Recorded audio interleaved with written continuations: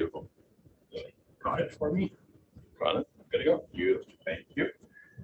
Matt's here again as the chat master, and hopefully if you have any questions as we're going along the presentation, you can throw them out to Matt in the chat and we'll take care of them. So today is working with buyers.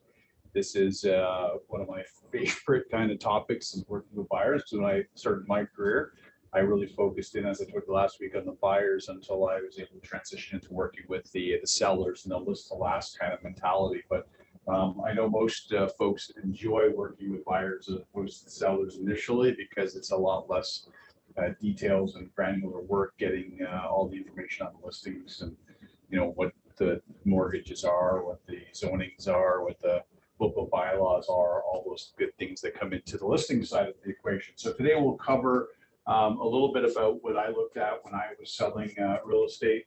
I again used some surveys here, some results, so it kind of helps focus and pinpoint to you what you should be looking forward to when you're creating this database. We'll go over a refresher again on the A pluses, A, B, C's, and D's, because I really believe whether you have something like that in place now or not, that this is a way to look at that through that lens of how you prioritize who you're going to deal with and spend your time, energy, effort, and your money, really, quite frankly.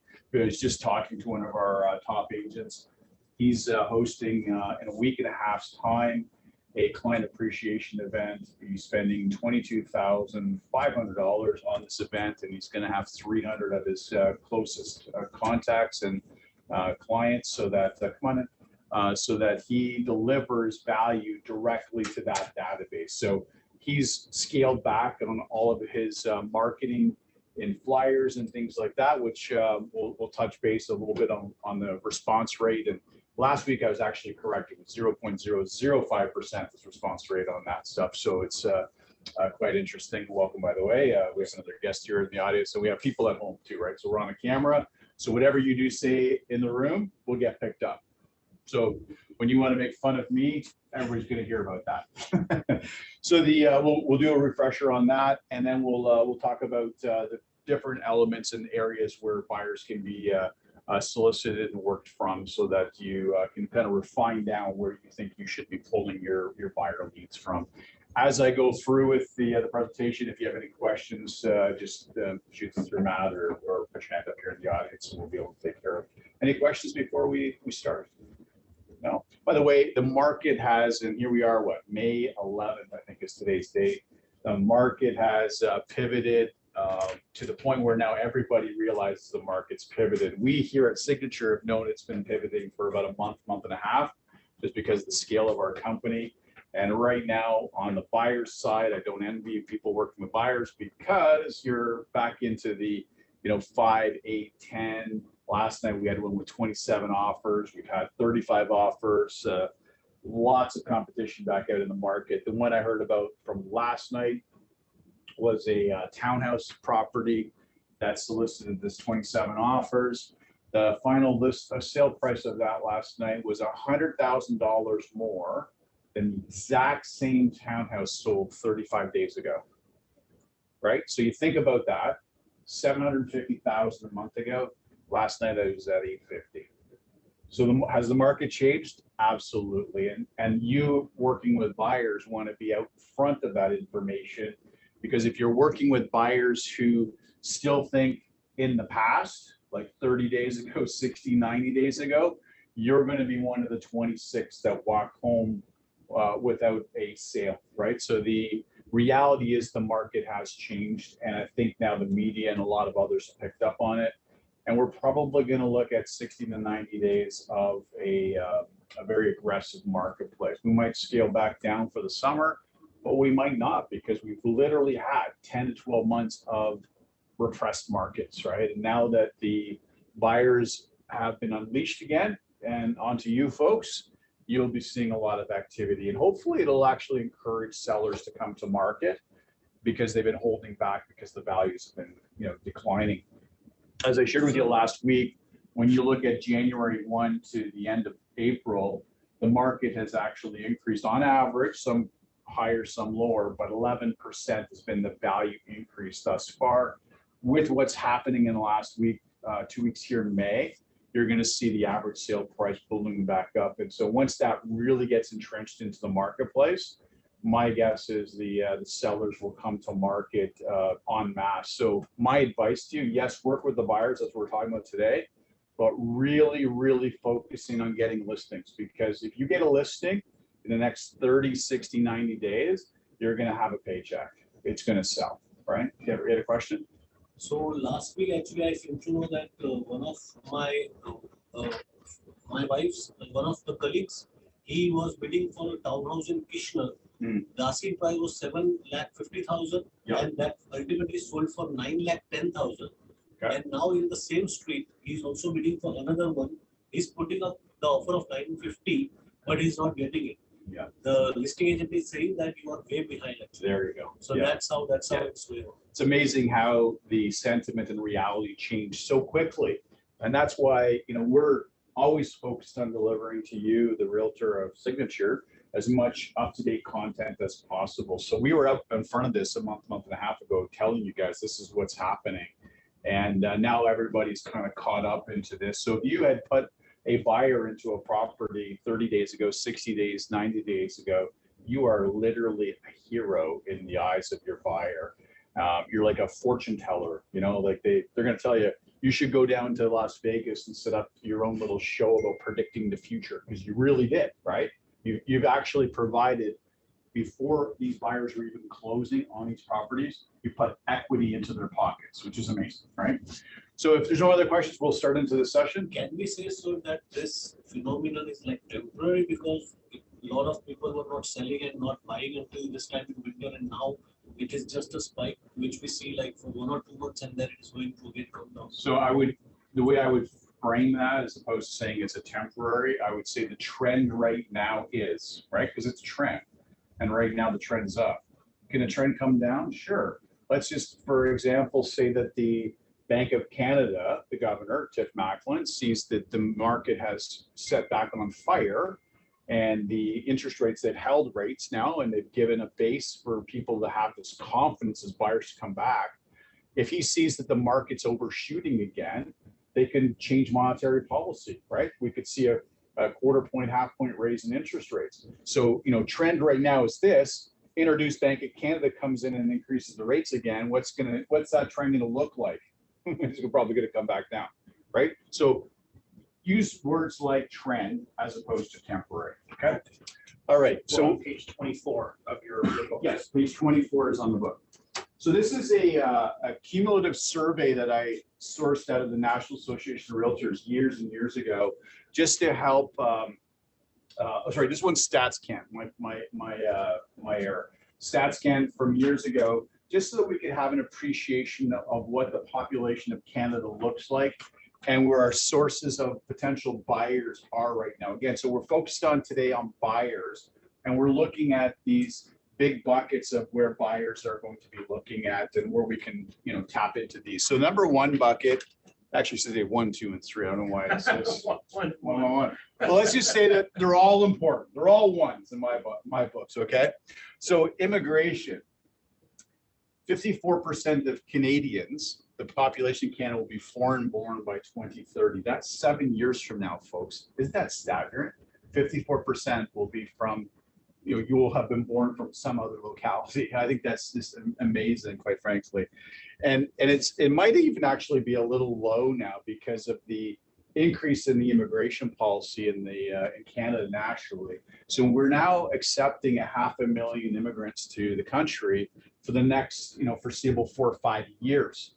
Now, just so you're aware, the GTA is going to be the beneficiary of about 40%, possibly 50% of those numbers. So write down this number that you're probably 200. Well, by the way, I'm using my finger now because Matt had suggested that there was too much noise. Oh, sorry, what am I doing here? 200,000. Yeah, 200,000. That's right. 200,000 new immigrants to this area, the Greater Toronto area. And it could possibly go up to 250. 250,000. Boy, oh boy. I got to get used to the finger thing, but I do like it. It's going to be. So it was making a noise last week, I heard on the recording. So you could be in the GTA. Imagine that you're going to be looking at that amount of population growth for the next 5 to 10 years, right? So if you're 10 years, you're 2 million to 250, 2 million to 2.5 million. If you're 5 years, you're like 1.25 to 1.5 million people. That's huge, right? So you're sitting there right now going, well, what does that mean to me? Well, maybe you can get to be friendly with an immigration lawyer. Maybe you could look into the types of services that immigrants are using for social services and get plugged in at the various ministries that are helping people onboard these folks. Because when they come here, you know, we live in a country, of course, that sees all 4 seasons of weather. So we're not a place where, you know, it's going to be 80 degrees all year round. So people need housing, they need a roof over their head. So initially, they're probably looking for rental accommodations, be it a basement apartment or, you know, a standalone type of property. So you're going to want to plug into the sources that you can tap into. What happens invariably with people that come to Canada as immigrants, they understand and realize very quickly that owning home ownership is a very important thing. And immigrants have a much more higher percentage of home ownership and buying than naturalized Canadians do, which is important. So if you get into this cycle early days with these immigrants that are coming in, so you become their source of information, you become a hub for them to find a doctor, maybe to find an accountant, a financial advisor. You get on the ground floor, the likelihood is you're going to be able to be their realtor and their realtor for life, not to mention their friends and family that are going to be coming from wherever they've left, whichever country they've come here from. So to me, it's a massive opportunity for you to tap into is the immigration sector. This sector here, the longevity lifespan. So the mortality rates on average is 81. Ladies, you'll be proud to know you live longer than us men. So you guys are living to about 85 or 86, and us guys are living to really 77, 78, 79. This sector here has very unique and specific requirements in housing. So as they get older, their ability, call it, to navigate their 2-story, 3,000 square foot detached home becomes diminished, or their side split or their back split, right? Of course, you know, getting up and down the stairs, maintaining the lawn, shoveling snow, these things become almost impossible, if not impossible for them to manage. So this population right here is also going to be responsible for the largest wealth transfer in Canadian history. Trillions and trillions of dollars are going to be transferred down to the beneficiaries, the children, the grandchildren, the great-grandchildren of this population. This population really believed in home ownership. This is what's called the baby boom generation, essentially. These folks here, if you can figure out what their needs are and tap into those sectors, then you have another massive bucket. And I'll just throw out a couple of ideas. Decluttering services. This is way better to do it like this. and my spelling's way better. Like the cleaning out, like it's right. The writing is way better. So decluttering. I don't know if anybody has ever watched A&E, like the TV station where they have hoarding stations shows. It's a very real reality. My parents were never hoarders, but my parents sold 6 years ago. And of course, being in the real estate sector, I helped manage that. Well, they had owned the house for 35 years and accumulated just stuff, right? Because this generation loved to hold on to things. They did not dispose of it. And the reason being is because they're the children of those, like my grandparents' era, that lived through the Great Depression in the 20s and 30s in North America. And so they never threw anything away, like old newspapers, decluttered. So I help mom and dad declutter their property. This to me is going to be, in the next few years, an amazing opportunity for you as realtors to be able to provide a service. It's not your wheelhouse service of selling the house, right? but bringing in a professional that's going to help them. Here's the other thing that I think is going to be a very big opportunity for you to help them: auctioning services. So you're going to have all of these homes that they're selling furniture because they're going to go from 2,000, 2,500, 3,000 square feet to typically a condo, right? Maybe 1,000, 1,200 square foot condo. So you're compressing this space into a 2,000 square foot space, 3,000 into 1,000 square feet. What are they going to do with all this stuff? Well, it could go to a landfill, but maybe there's some value in some of those things. Like maybe there's a, lawnmowers.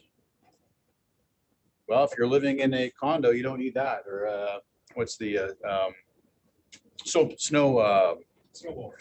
Thank you. Snowblower. Those are just, off the top of my head. But also maybe there's like old china or silver sets, tea sets, collectibles, paint artwork, Or furniture sets. like all these things that, yes, they can go to a landfill, or maybe they can be repurposed to this group that are coming in with nothing. So now you can tie in, if you're going to work these two buckets, you can tie in possibly some synergy there, right? That's what I'd be doing if I was selling real estate again. I'd be really dialing into these types of things, because this right now, again, it's not top of mind in people's world right now as realtors. This is going to really take hold in the next 3 to 5 years. In 3 to 5 years, as this baby boom generation gets to be 75, 80, believe you me, and it's a huge cohort of Canadians with lots of money. They're going to be looking to you to help solve their problem. Or, like me, the kids of these people are going to be looking to you to solve a problem, because maybe I'm here in Toronto, mom and dad are in New Brunswick or Alberta or wherever, or up north, or maybe I'm up north, they're down here. Do I want to be coming down and managing that? No. So you become the hub of all of that solution for them, okay? And then the last group here is the echo boom generation. This is an amazing generation. They're, I guess you can call them also millennials or some of the other. Gen X is probably the current one. No, Gen X is in between these two groups here, right? Oh, okay. I'm a Gen X, actually. Gen Z. Yeah, I'm a Gen Xer, which is like born in 1969, 70 to about 80 is Generation X, Gen X. These folks here are your kids, right? They're 18 to 31 years old. Actually, is the top nut on the echo boom. But they're a huge population. A lot of them are living with mom and dad still, right? I can attest to that. I have an echo boomer in my house that's still living there, because housing is so expensive, right? I mean, it's a big, even rental housing is crazy. So this generation here is living on and has grown up with technology. This is their life. I mean, they communicate almost entirely through their device. And so if you want to tap into this group, well, you've got to be where they're at. Well, where are they at? They're online. They're on these devices. Or you tap into grandpa and mom and dad. You get the relationship with them, because I remember I told you there's a massive wealth transfer that's going to occur, okay, between these generations to this generation. Yes, you can get the relationship here, right? But if the decision maker is here, again, you package it all together. It's all in line with a strategy for you to maximize the 3 biggest buying populations and buckets that exist in Canada. Get into this bucket, that bucket takes care of this bucket. Does that make sense?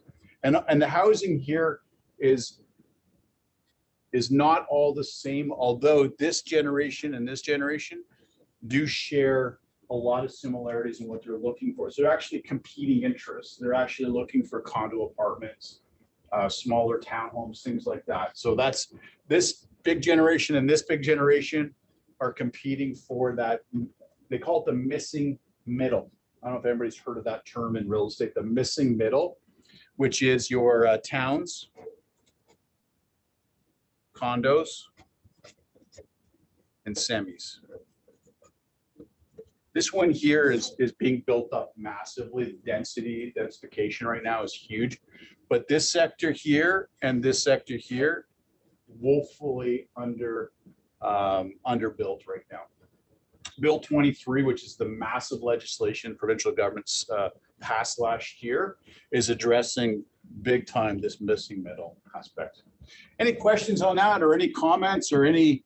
I disagree with what you're saying, Mike, which is fine. I'm cool with that. I'm open to anybody's disagreements. But to me, if I was going back into selling real estate, I would be looking and focusing on these three big buckets, like big density buckets, right? You may have others, that's fine.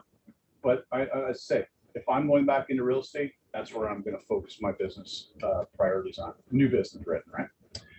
Next slide. Matt, will it go forward? Try again. There we go. So this here is a study that was done out of, I'm going to say Yale. I think it was Yale. It could have been Harvard. I could be corrected here. And they looked at salespeople in general. And let's just get this elephant out of the room. All of us in the real estate business are salespeople. That's really what we do. We're there to sell something, right? Either as a buying, which is what we're talking about today, or on the listing side, right? So we are salespeople. It's not a dirty word. So accept the fact that you're a salesperson. To me, and I'm a salesperson, first and foremost, before I'm a broker, I'm a salesperson. That's what I've been since I've been 20, 21 years old. Salespeople make the world go round. If you look at any industry, any business, right? If they don't have sales, well, then they're not going to be able to have a marketing department. Would you agree with that? They don't have sales, they're not going to have an accounting department. What's to account for? If they don't have a sales department, they're not going to have a warehouse full of goods or other services. Would you agree with that? Right? If they don't have a sales force, they don't have a delivery service. So it all starts with us as salespeople. Would you agree with that? So pat yourself on the back, each and every one of you. Feel proud about your contributions to capitalism. I'm not talking about crony capitalism, but real capitalism. Salespeople make the world go round. Okay, 100%. Be proud of that. This survey then looked at how do salespeople follow up? Because to me, this is absolutely key and critical to anybody that's going to be a salesperson, right? Because remember I told you last week the 3 most important things out of 10 of what you do in real estate. What was number 1, folks? Starts with an L. Lead generation. This is way better, Matt. I love writing with my finger. That's the most important job. That is your job as a realtor, is to generate leads.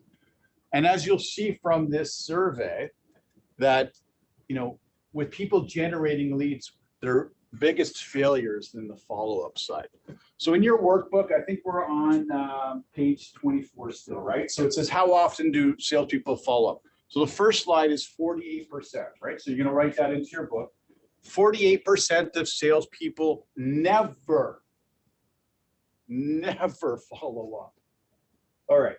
Last week, I talked to you about the numbers on the Toronto Real Estate Board. There's 70,255 realtors on the Toronto Real Estate Board right now. Okay, that's your competition call. Matt, do the quick math. What's half of that? What? 48% of that number. Do that number times 48%. Yeah, I could have done half maybe, but 24,000. Let's do the right number. Let's get the right number. you want 48. 70,000 times 48%. 33,722.4. Okay. So why did I write that number down for you? Well, according to this massive survey, 48% of salespeople do not follow up. Your competition are the salesperson people in TREP. So right off the bat, 33,722 of what you perceive to be your competition are not even your competition. So take 70,255 and reduce that, subtract that number. I want to see what the actual true number is right now that you're competing with, okay? Numbers matter in this business, always do. It's gonna be 40 something thousand, right? 36,533. That's who you're competing with right now. Feels a lot better competing with 36,000 and 70,000, which is great. Okay. 25% then make 2 contacts and stop. So let's reduce this down. This is a technique I'll teach you later in one of my other courses called reduce to the ridiculous. It's a great negotiating tactic, but we're going to reduce to the ridiculous. So I want you guys to see who you're really competing with. So you take this number, Matt. Down to 25%. Yep. 9,133. 9,133. Yeah. Subtract that number. 27,399. So folks, if you get a lead and you follow up at least 2 or 3 times, 2 times, you're only now competing with 27,399 people, because from this delta to that delta, 9,000 people actually dropped out of the conversation. Okay. So now let's take 12% and stop. That's the 3 contacts, right? So hit 12% of the 27. Is 3,287. 3,287. Subtract these 2 numbers, we're going to be 24-ish, right? 24,111. There you go, folks. You're only now competing with 24,111 people because they've stopped at 3 contacts. 85% in aggregate make 3 or less contacts and stop. Are you doing the follow-up? Are you making the contacts and staying in touch with people? If you are, you've gone from 70,000 in competition to 24,000 people. Hopefully you walk out of today's class going, oh, I feel good about that. I can compete with 24,000 people into competing with 70,000 people. Who feels good about that? Feels a little bit more excited about that, right? Because we look at the big without reducing down to the small, and who are we actually dealing with? So was it 24,000? Yeah. 24,111. Yeah. Wow. Get out there. Next question they asked on the survey. When do people buy, sell, or refer in the buying process? 2% only buy on the first contact. So you go out house hunting, and the first house you walk into, only 2% of the buying population buy that one house. Next, second house you go to see, 3%. Third house you see, 5%. Fourth house you see, 10%. So 20% buy in the first 4. First 4. This is sales in general, but it's applicable to our sector as real estate. Put yourself in similar shoes. If you're going to go buy a brand new car, maybe you did buy it in the first 4 times out because you did so much research and this is the car you've always wanted. Or maybe you're like most of us, that it takes more than 1, 2, 3 visits or test drives to be able to buy it. Because the reality is most purchases happen between the 5th and 12th contact in the series in the sales cycle. Okay. The name of the game is to stay in the game, keep the following up, be a resource and an advocate for these folks, right? Because if you bail on them, they're going to bail on you. Next one. What stops, in the same survey, what stops repeat and referral business? So unfortunately, this does death, right? Some people just move away and they sold privately, okay? So that's captured in that one. 5% buy from a friend. This is, hey, we cut a private transaction as well. Somebody from work at the water cooler or at church, wherever, they just buy from a friend. 9%, and actually the friend too, part of that equation is people that were friends and then they got their license and they went and bought with their friend who's now licensed, right? Because everybody is getting their license, they say. There's an old joke in Florida about the driver that was speeding, got pulled over by the police officer, and the police officer went up to him and said, "Hey, sir, can I see your real estate license?" And he said, "Officer, why do you see my real estate license?" "Well, because not everybody has a driver's license, but everybody's got a real estate license." Florida is very much full of realtors. 9% buy from a competitor, 14% buy based upon price. I really want you guys to understand this statistic. This is the buyer that no matter what value you convey to them, what you're providing to them in services, they don't care. All they care about is price. So that's I just want you to, mirror listing for me. Put it on the MLS and I'll give you $9.99, for instance, right? That's one of the models out there. This is the buyer and the seller. All they care about is the price. So they don't want your listing fee at 5%. They want you to charge them $9.99. Okay? They don't care about anything but price. It's an important statistic to understand because a lot of us go around in our mind's eye thinking that it's 100%. 100% of people, all they care about is the price that you're for your fee. That's all they care about. Wrong. Let's look at other sectors. Let's use the airline sector for an example. You get on an airline. You board on the airline. What's the first section of seats you walk through? First class. What's the next? Business. What's next? Economy.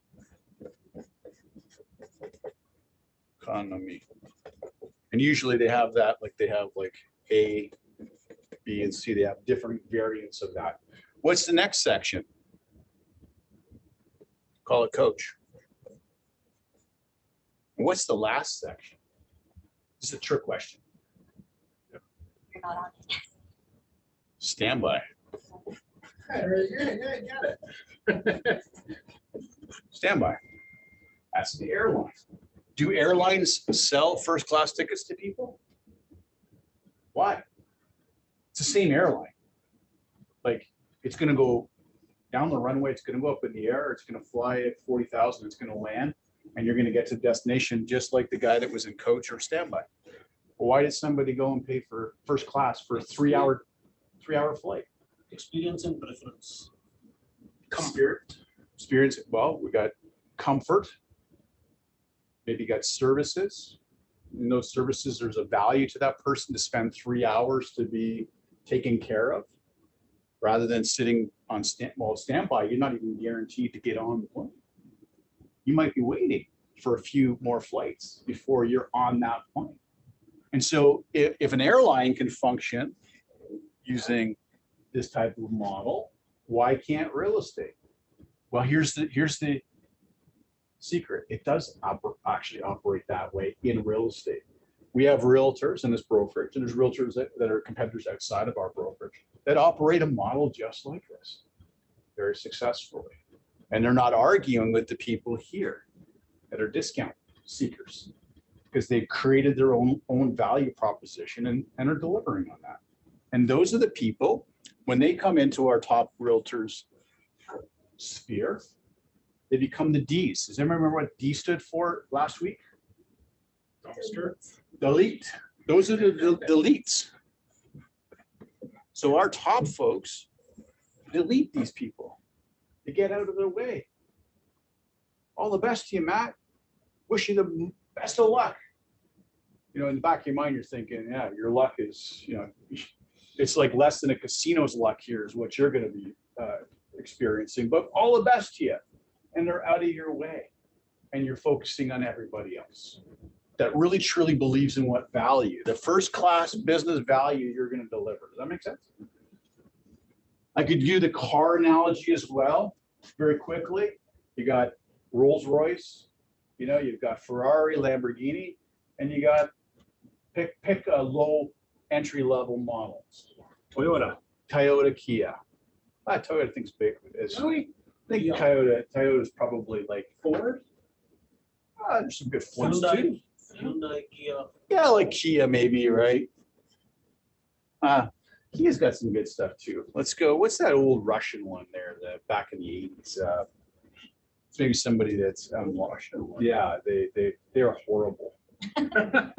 Lada. Skoda? Someone said, Nisha said Skoda. Skoda. Skoda's better than Lada. I think it was called Lada. It was the old Russian ones during their communist reign. So you can go from Rolls all the way down to Lada and all points in between. Again, why do people buy a Rolls Royce and not a Lada? Would you agree that both of them have engines? Both of them have tires, both have transmissions, both have doors. They're all the same and both can get you from A to B. But the experience is different. People are paying for the experience. This is what you have to build out for yourself on a buying side and the selling side when you're listing with people. Here's the big one as well. Perceived indifference. Hopefully everyone wrote that one down in your workbook. Why people stop working with you as a realtor or stop working with any professional that they're involved with. Car dealership, airline. Let's use the airline as an example. Who's been following the gong show that exists right now in Canadian aviation right now, right? With all of the luggage that's not being, put on the right plane, ends up somewhere else. Just the mass confusion. In your mind as the consumer, as the customer of these airlines, you think they don't care. That's what perceived indifference means. You just don't care about me. How could you take my luggage here in Pearson in Toronto, and I'm going to Calgary? How could that piece of luggage end up in Miami? Well, it's because you don't care. You didn't check properly to make sure my luggage, now everything's scanned, I get it, but how could that happen? And how could that happen on such a scale that the Minister of Transportation for Canada is talking about that and imposing new regulations? Why? Because we as the consumer believe that the airlines have a perceived indifference. They just don't give a damn. You can go to Calgary, in January where it's 40 below and you've got all your, winter clothes that they sent down to Miami where it's 80 degrees of sunshine. They just don't give a damn. They got my money. That's all they cared about. So this is where you have to differentiate yourself, is to not have your consumers, your people feeling there's a perceived indifference. And how do you do that? Contact care. Follow up. Last week I told you what I used to do. 18 to 24 times I talked to my database of people, my relationships. 18 to 24 times. I was in constant contact with people that I knew, my relationships. There's a lot of people advocating, as I said last week, 30 to 36. Now, everybody knows I stopped selling in 2006 and became a broker leader in organized real estate. I could probably do something like that with the technology that exists. When I stopped in 2006, there was not the technology available to me to do that.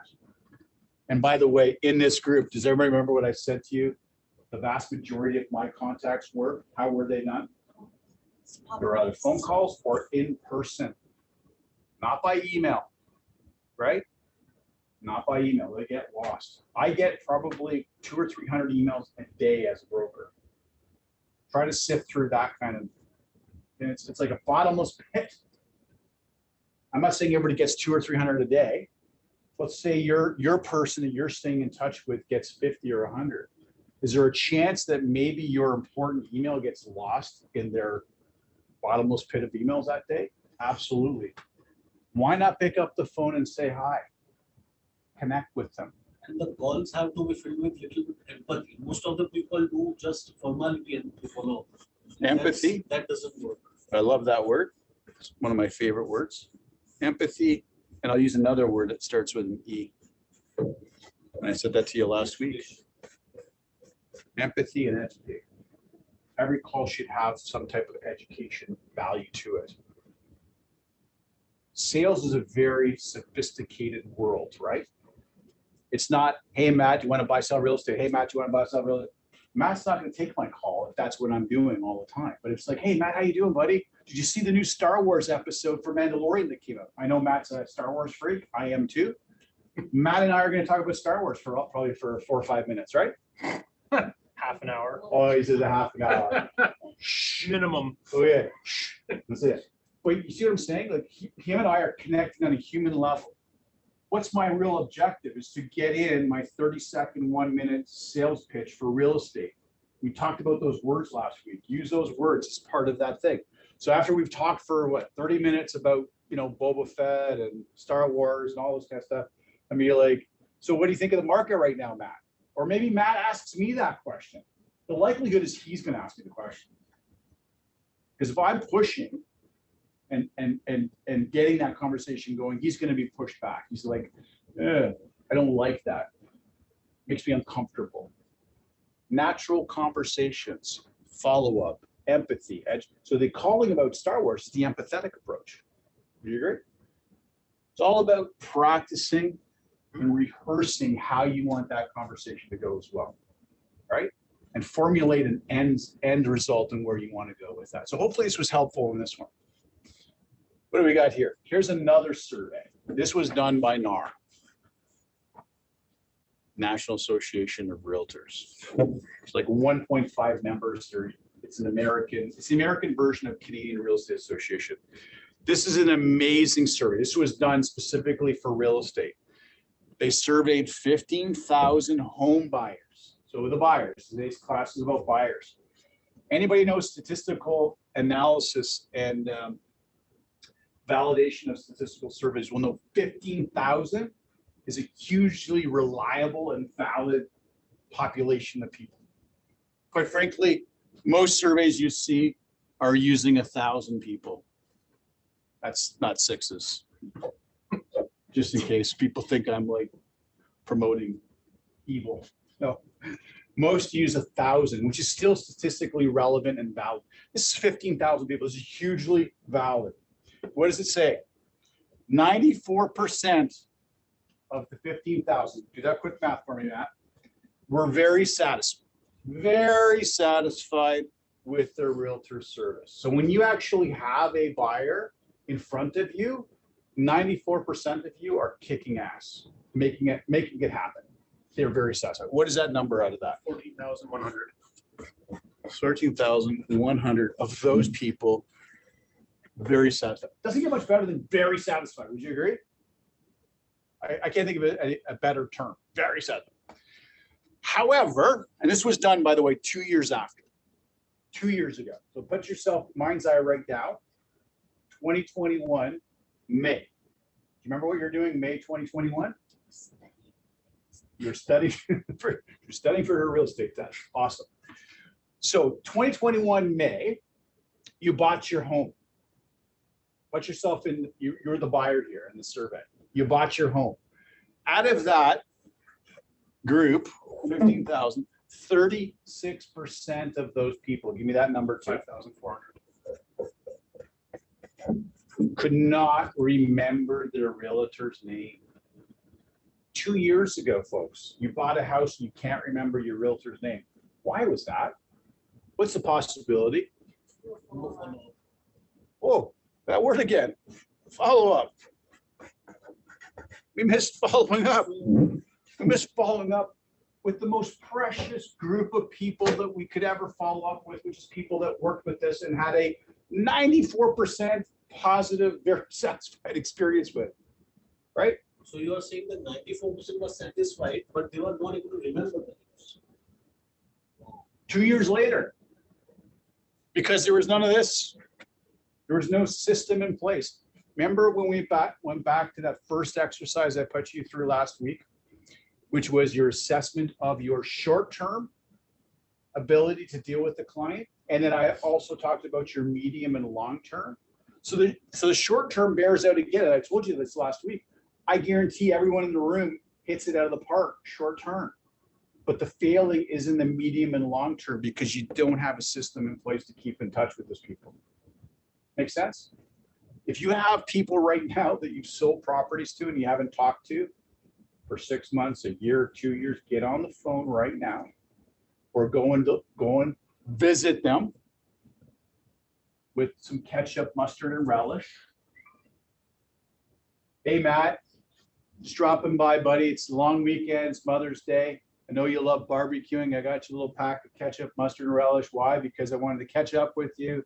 Because not every realtor cuts the mustard like me, and I really relish our friendship. Boom, there you go. You haven't talked to somebody in 6 months, a year, 2 years? That's a pretty good way to open up the relationship again. Would you agree?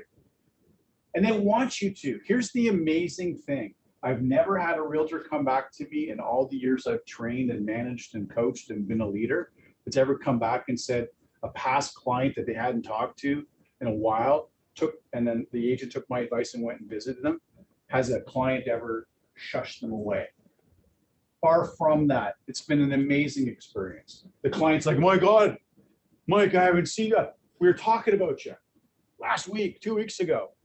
I was talking about you at the office. Somebody's thinking of buying and selling their house. You didn't get the lead though, did you?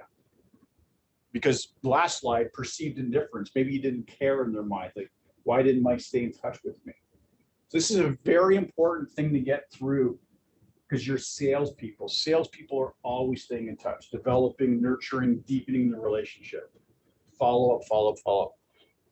And that's what I say right there. Oh, by the way, 88% of them, of these, what's that number? 13,200.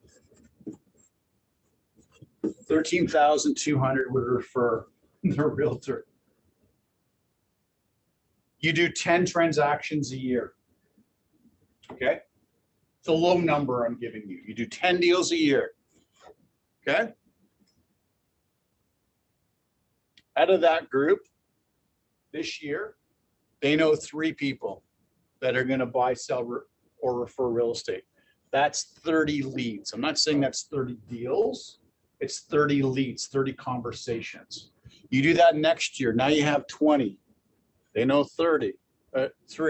That number becomes 60 leads.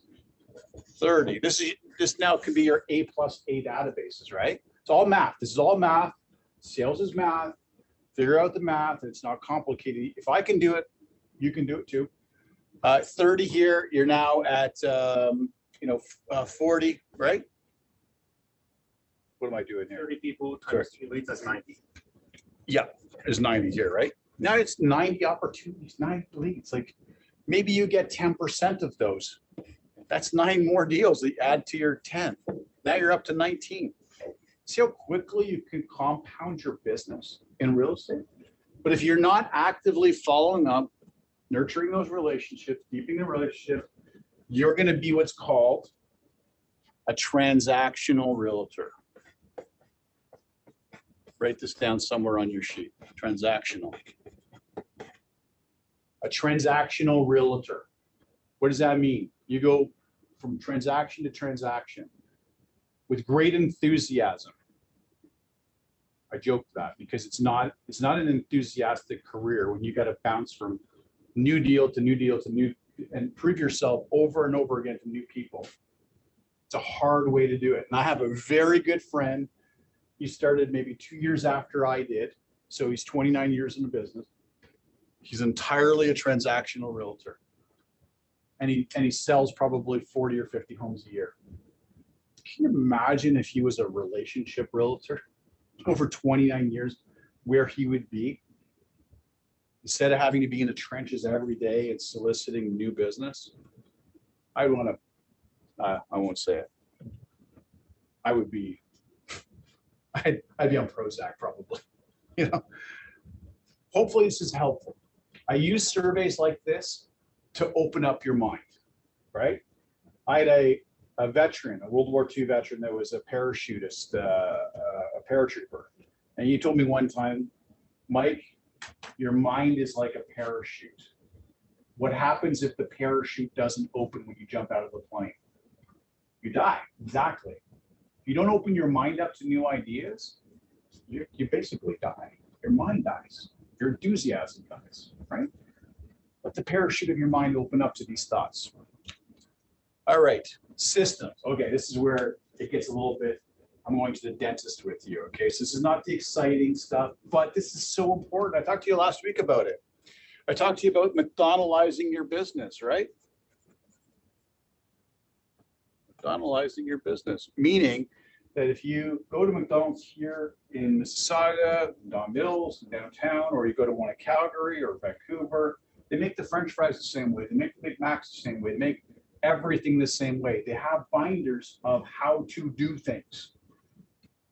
Boring, I get it, but it's efficient for you to have things like that to pull off the shelf. Here's how I do a buyer presentation. Here's how I do my buyer meetings. Here's how I show buyers. Here's how I negotiate offers. Everything is systemized. How many of you have that type of system ready to go? I brought today, this is a binder that I used years, like, what's that, 16 years ago, right? Or 17 years ago.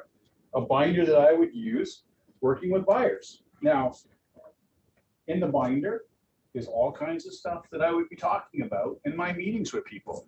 It's a system. And I would have 10 of these pre-made up. Where were they? They're on my shelf in my office so that when I was booking Matt tonight, I didn't know I was booking maybe Matt tonight or tomorrow. How did I book Matt tonight? Because one of my past clients referred back to me and Matt's ready to go into the market today. All right, well, off the shelf, no pressure. Something's ready to go with Matt. All I do is push in Matt's name. I have an agenda that I'm going to cover. We have topics we're going to talk about. It's a system. And what I didn't have, which you guys have for free, is from our design center. So you create your own little book, what that looks like, you figure that out, and augment it with what we give you for free.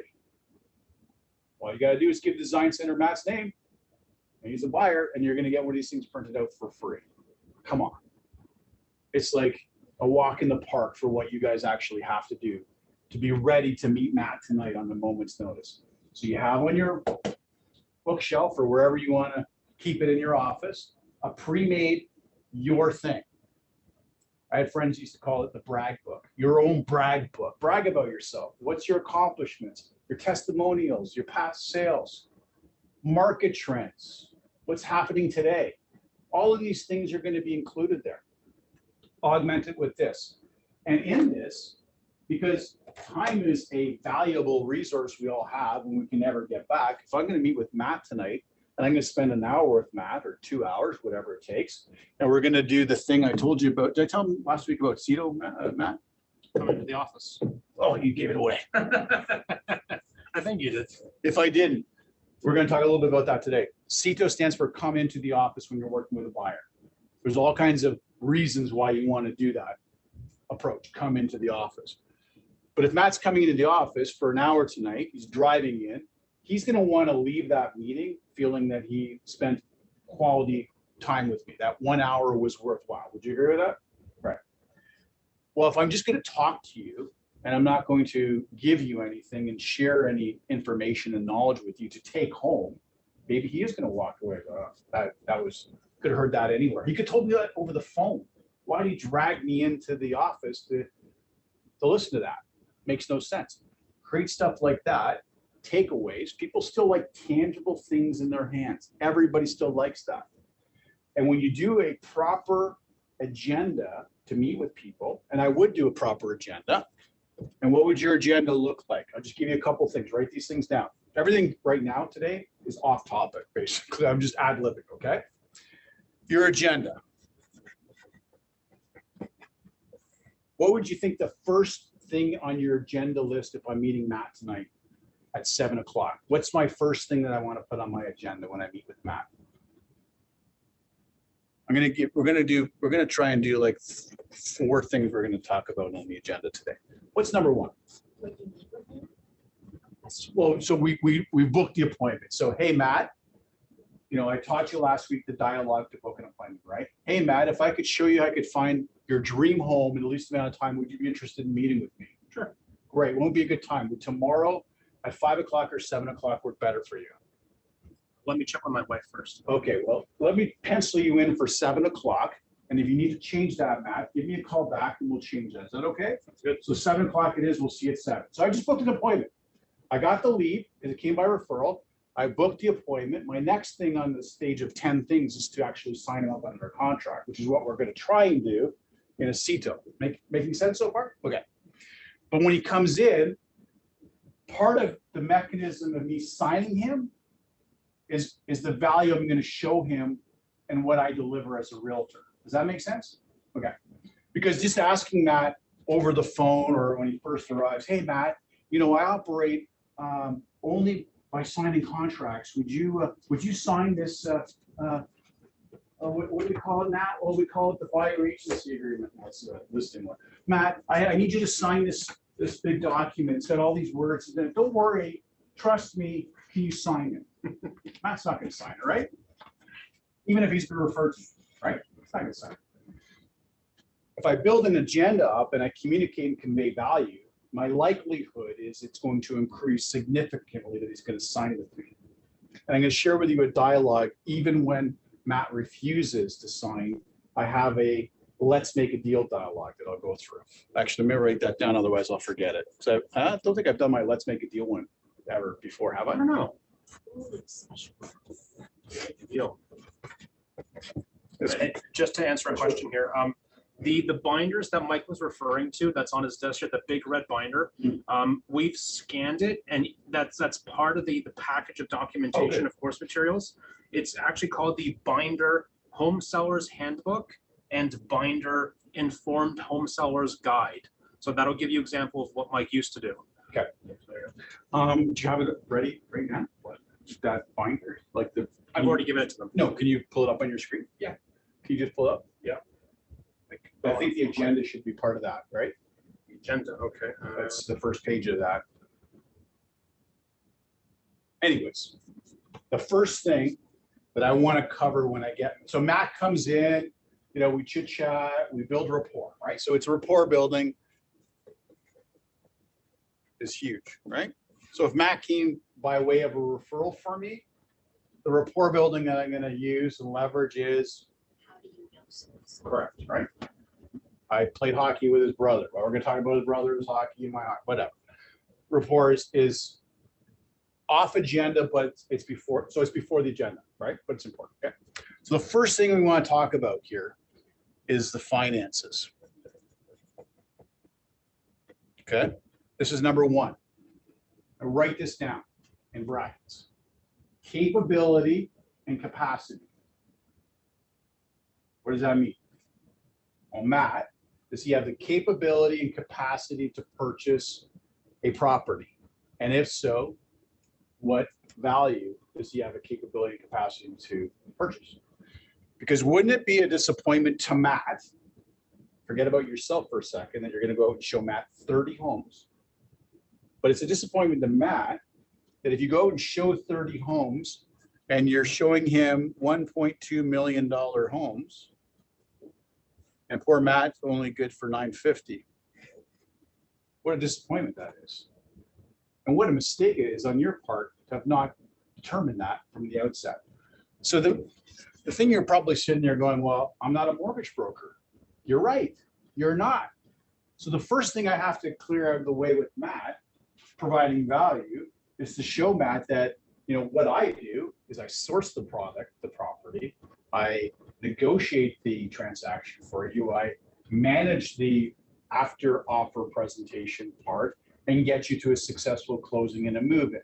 I manage this big thing.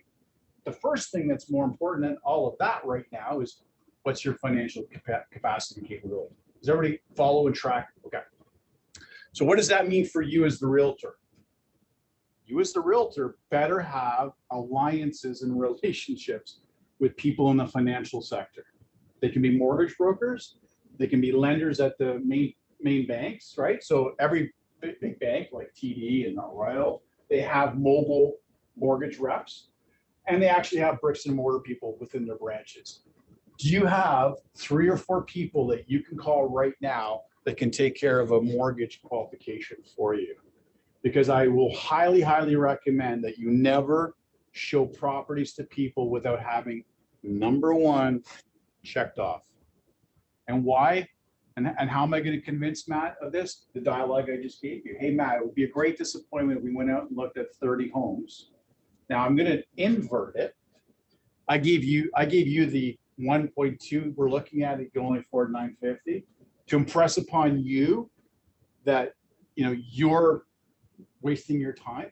But I'm going to use it the other way when I describe it to Matt. So I can say, hey, Matt, wouldn't it be such a great disappointment If we're looking for $950,000 homes, well, really, we could be looking at 1.2, because that's really what you're qualified for. Wouldn't that make more sense to know exactly what you're, so I'm actually building him up, not tearing him down. I wouldn't say, hey, Matt, we're gonna go look at 1.2 and you're only qualified for 950. I would go the other way, okay? It's all sales techniques and dialogues. Hopefully that's helpful. Did you find that? No, I can't. Okay. Right, sorry. Let's go back to agenda then. So we go finance, right? And the sheet said one of them should be get to know what your clients are looking for and what their expectations are. No, doesn't want to do that.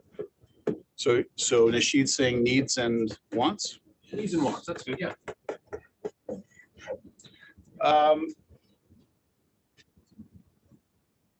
Sure. We'll make that number 6. Make that number 6. Here's my experience as a realtor, selling hundreds and hundreds and hundreds and hundreds of homes. The needs and wants that I hear that night drastically change once you're out in the field, right? But to have the conversation, like, here's my want list, here's my need list, here's my dream, right? Sure, let's do that. But when you get out there in the field, this thing quickly, the reality sets in that we're not going to look at HGTV show houses that have been converted over. Okay, yeah, you had a question. So I would like to connect this with the first point. Like, I have seen that people have much higher pre-qualification, but they want to buy a cheaper house. How to deal with them, and whether we should ask them to go for a better house and get more satisfied and better. Yeah, so let them do what they want. So exactly. Always let Matt make the ultimate decision, but make Matt aware of all of the parameters that are out there for him, all the options essentially that are out there for him. So if he's good for 1.2, but he's telling you 950, show him tease him with both. Here's the difference. I mean, at 950, you're getting a semi-detached. At 1.2, 1.3, you're getting into possibly a detached home. There's a big difference, right? So, Matt in his mind's eye is like, no, I don't want to go over 950. But if he sees what he can get for what he's capable of capability, then he might make that purchase. It's helping them make the decision. And so long as your intentions are genuine, they're not your own benefit intentions, that I'm really genuinely looking out for Matt's best interest, then the influencing you're doing, there's nothing wrong with that, right? He'll appreciate what you've done for him by opening his eyes up. So number 2, though, I would go, in our case, we're talking about buyers. So the buyer representation agreement, that's what that stands for. Okay, it's a buyer representation agreement. So I want to have a conversation about the fiduciary rights. I'll just go FID, my fiduciary responsibilities to them. So I want him to understand the 2 different relationships he can enter into as of right now. With Tressa's regulations, it's going to be modified somewhat. There could be a thing called designated agency that's introduced, but that hasn't happened yet. So under the current mechanisms, we have 2 options to represent Matthew. What are those 2 options? Client, customer. You got it. So one is client, which is in the bra, and the other is a customer. And the customer is in a customer service agreement. Now, there's a significant difference to that. And this is helping me to ultimately get Matthew to sign my buyer agency agreement with me, right? Matthew, there's 2 types of relationships. There's a client relationship and a customer. I really would advocate and recommend you choose client. Why would I recommend that? Because I'm your advocate. When you hire me to be your realtor under a buyer representation agreement, I owe you what's called fiduciary responsibility. It's the same as what a doctor and a lawyer owe their clients. What does that mean? Well, I have to maintain confidentiality with you. Meaning, whatever you tell me, I'm not going to go tell the other realtor or the seller. Does that make sense? Great. Loyalty, obedience, Loyalty means this. If I have another buyer that's looking to work with me, I would owe you loyalty first, unless I had both of you agree to me representing both of you under multiple representation. I owe loyalty to you. Obedience. So long as you give me lawful instructions, you tell me, hey, Mike, this is what I'd like you to do, and it's legal, I'm required to follow that. If you tell me to do something illegal, then I'm not going to do that. I owe you good faith. Okay. I owe you full accounting. So if I'm taking referral fees from a lender, or I'm getting an extra bonus because we sold the house quickly and there's a bonus, I have to give you a full accounting. Versus Matt, if you're a customer, the customer relationship is all I have to do is be honest with you and not put you in any moral jeopardy or legal jeopardy. That's essentially the extent of what I need to provide to you. So if you tell me anything, Matt, I'm not bound by any confidentiality. I don't have to provide you with any loyalty, obedience, any of those fiduciary responsibilities. And also, Matt, just so you're clear on this, there's a agency relationship called sub-agency. I actually will be working for the seller. So if you tell me something here, I'm actually determined and value bound to tell the selling side these types of things. Why would you want me to do that?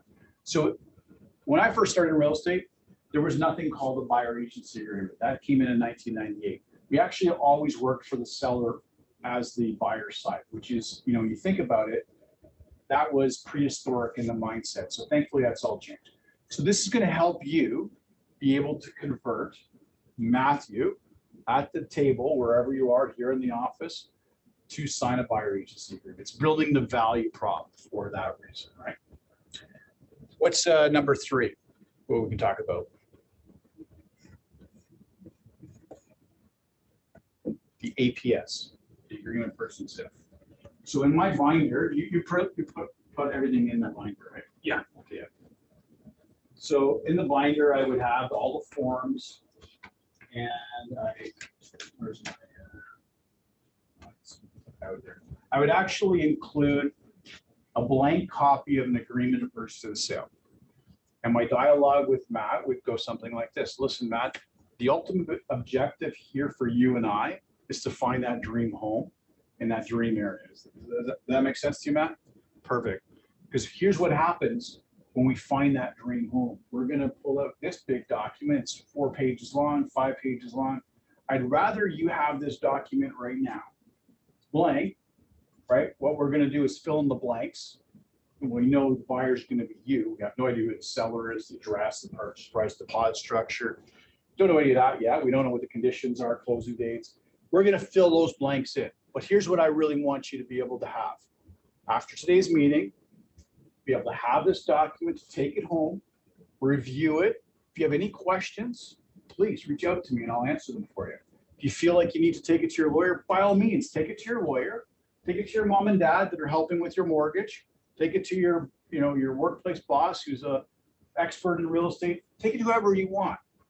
And if you do have any questions, give me a call, because when it comes time to purchase the property, and let's use right now as an example, like today, the market today is a extreme a seller's market again, right? Sellers are in control again. You're not going to have a lot of the time to be able to sit down and properly explain these things to a buyer in the heat of the moment. So if I didn't do a CETO and have an agenda and meet with Matt, get everything determined, if I just went out and started showing Matt properties, and tonight we find his dream home, can you imagine what it looks like for me sitting down for the next hour or two going through all this stuff when he's going to be putting an offer in?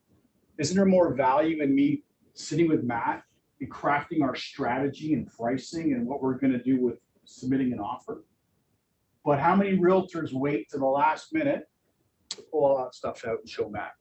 I don't know about you, but if I got somebody pulling out a 6-page document and a confirmation of cooperation document, so add 2 more pages to it, a working with a realtor, a buyer agency agreement, all these forms that I'm signing, I'm not very confident in what the heck's going on. What am I signing? So you eliminate all this stuff. You're showing that you're unique, that you're providing first-class value on the airline. You're the Rolls Royce. You're not the Lada. You're not the standby realtor that's doing things at the last minute. Does that all make sense? Okay, so when we do the APS, we're going to talk about conditions as well.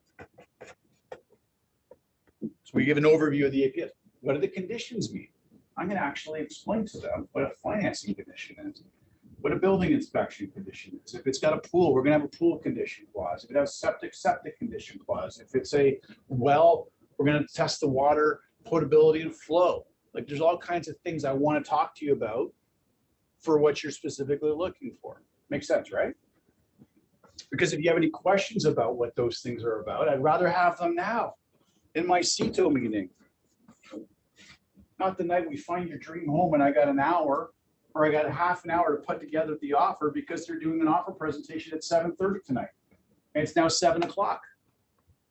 Don't want to have that problem. Okay.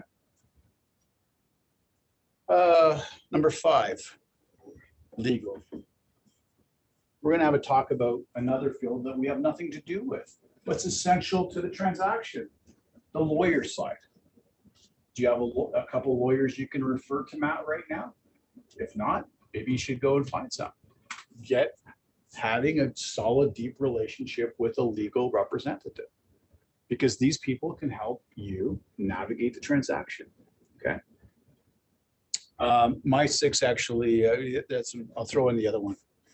I'd like to talk about inspectors. And I would add an 8th one right now, staging. Sorry, yeah, staging, but not in the way you thinking of it. From buyer perspective, staging part is that if we're going into houses that have been staged to look like HGTV homes, that look beyond that, Matt, because when this stuff all comes out, all this very expensive furniture and the knickknacks and the paintings that they got on the wall, it's going to possibly look like a different property. So look beyond staging, use that lens. It's important because when Matt moves in and Matt doesn't have the same experience that he had when he walked through the dream HGTV staged house, he's going to be like, well, Mike, this is not the same house. What happened? I've already dealt with that in my conversation with him before he moves in. Hopefully that makes sense. Any questions on the agenda? Yeah. Because so many of these forms are online now. Yep. With Authenticsign and web forms. Yep. At what point do we send them these forms if we're doing a presentation in person with blank forms? Do they sign the blank forms and the digital form, or do we scan the in-person forms? So let me bring you back to, we're at the CETO meeting, right? And let's hopefully be doing CETO here in our office. Just from safety security standpoint, I highly, highly recommend you meet anybody you're working with as a buyer here.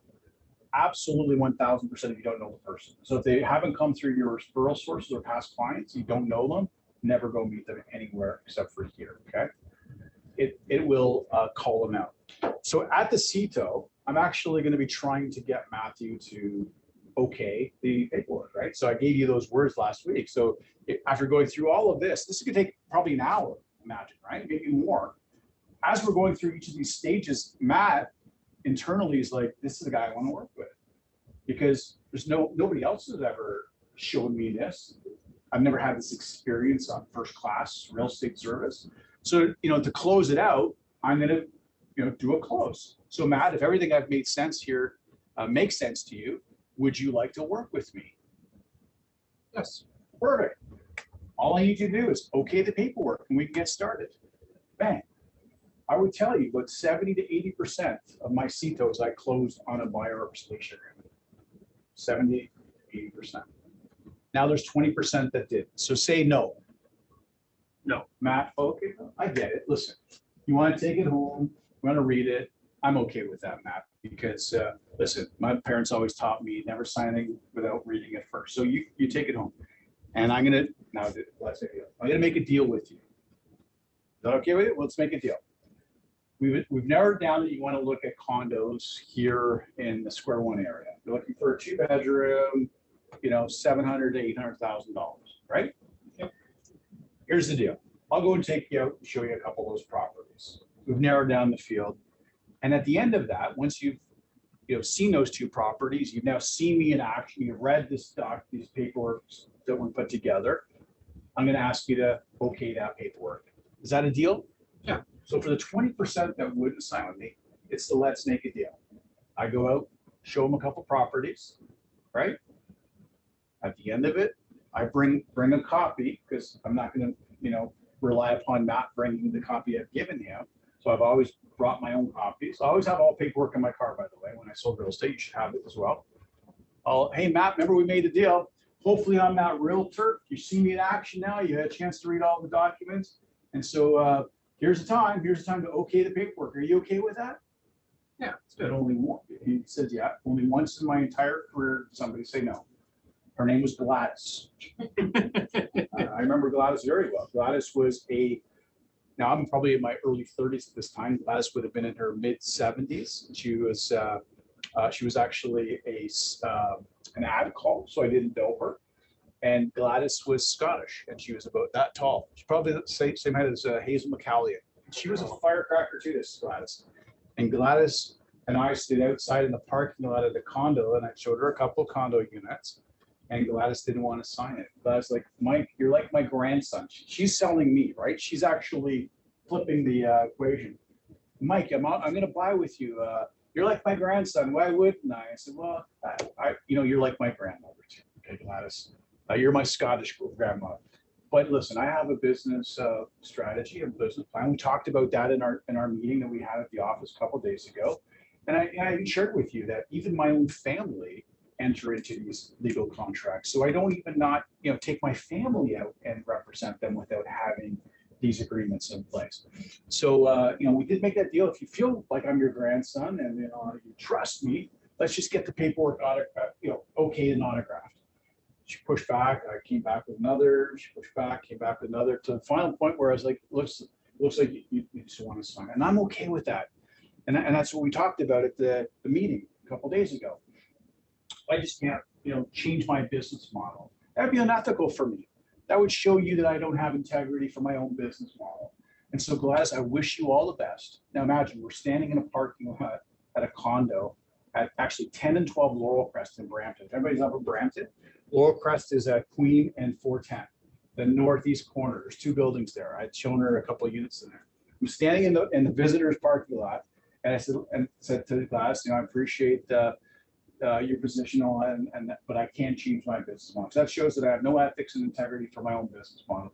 I wish you all the best. I hope you find a realtor that's going to be able to help you, but I can't be that realtor. So I just want to make sure you know where to go, because I never drove people in my car. Okay, I always had them follow me. After a very awkward experience one time I had with people in my car. Okay, do you want me to tell you that story too? Okay.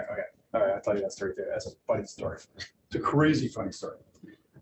So Gladys, just make sure you understand where you got to come out here, go to the gatehouse, you'll open the gate, and I know where you live because you told me. You're going to turn left along Queen and you're going to get your way home. Okay. I wish you all the best. Take care. I get into my car. She's standing there with her jaw like, I can't believe this guy's doing it. I reversed and I waved, put it in drive. I look over. She's turned now to look at me driving away like dumbfounded. I got to the gatehouse security. I knew these guys. I did a lot of condo sales. I knew here's a hot tip for you guys if you're ever doing condos. Get to know the security people very well. They're good sources of leads. Okay.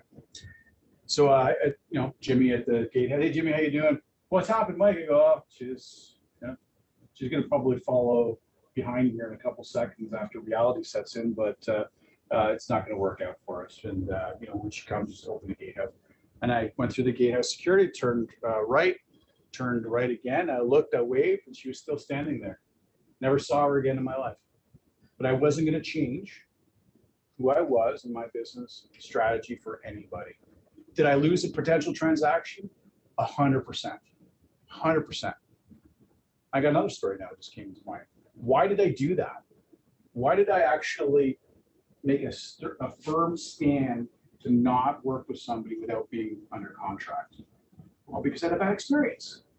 And maybe everybody needs to have the bad experience to go, I'm not working with a buyer unless I'm protected. I'm protected, but also Matt's protected. It's a symbiotic relationship. I had a buyer on a long weekend, Canada long weekend. I was up at the family cottage, and this guy had been showing him properties and didn't have buyer agency agreement signed because I trusted him, right? Nobody's going to take advantage of me. Take advantage. So I get a call. I'm up at the cottage on a Saturday afternoon. Mike, this property just hit the market. I need to see it. I go, okay, well, I'll be back on Monday. I would book an appointment on Monday afternoon. No, I need to see it like tomorrow, like right away. All right, let me think about it. And, all right, in my mind thinking, I looked it up first on the system. That checks off all the boxes, right? All right, I'm gonna lose the weekend. I'll come down, show it. I'll make a sale. I'll be happy. So I called the guy back. His name was Jeff. I remember these people's names. He drove a Suzuki Samurai. That was his vehicle. I was going to Suzuki Samurai. They're horrible vehicles too. They tipped over on the highways all the time. It's a Jeep. Anyhow, I come back and I show Jeff the property, and Jeff loved it. And then in my mind, I'm like, okay, so it was worth me driving 4 hours from up north to make a sale. And Jeff says, well, Mike, I just want to go to Tim's. I'm going to think about it. I'm going to give you a call in a couple hours, but get the paperwork ready. Okay, perfect. So I go back to my office, and this is back in the day when we actually used typewriters for offers. Believe it or not, like everything you now push button, a DocuSign is everything was manual, right? So I go back on the Sunday afternoon preparing the offer. I call Jeff back, and Jeff is so excited on the phone. Like, oh, I'm so glad you're so excited, Jeff. How come you're so excited? Because you're going to get the house? Yeah, I got the house. Like, pardon me? You got the house. How's that? Well, when you left, I wanted it so bad, I called the agent that was on the sign. And we just finished the deal. I'm like, you did what? Okay, Jeff, listen, all the best to you. You know, I wish you nothing but positives here, but unfortunately, you took me away from a family get together. I'll never get back. I mean, I really thought our relationship and the value prop that I offered was solid. Oh, it was, Mike, and I'm glad you're happy for me. And well, you'll be over at my big party that I have. Okay, great, Jeff. I'll wait for the invite. I never criticize people, yell or scream at them. Inside, I was angry. Here's a little tip for you too. Stay angry for 5 minutes and then let it go and figure out a solution. For me and Jeff, the solution was I'll never work with anybody without being protected, ever. And so when Gladys tried to do what Gladys did for me, what do you think was in the back of my mind? Jeff, you said he would never do that to me, and he did. Gladys said she'd never do it to me. And if I worked with Gladys and she did that to me, who do I have to blame? Myself, right? You want to hear the other story about why I didn't drive with people? Oh, God. All right, so I had, this was in the late 90s, or no, 2000, 2001. It's a referral. It was before 9/11. It was 2000, 99. It was 99. I was president of inline hockey that year. 1999, one of the kids I coached in inline and ice hockey and baseball, had him for all three. He owned a big company, and one of his employees, he employed doctors, psychologists in his company. They were an assessment company. And one of his PhD doctors was looking to buy in Warren Park Estates, right, in 1999.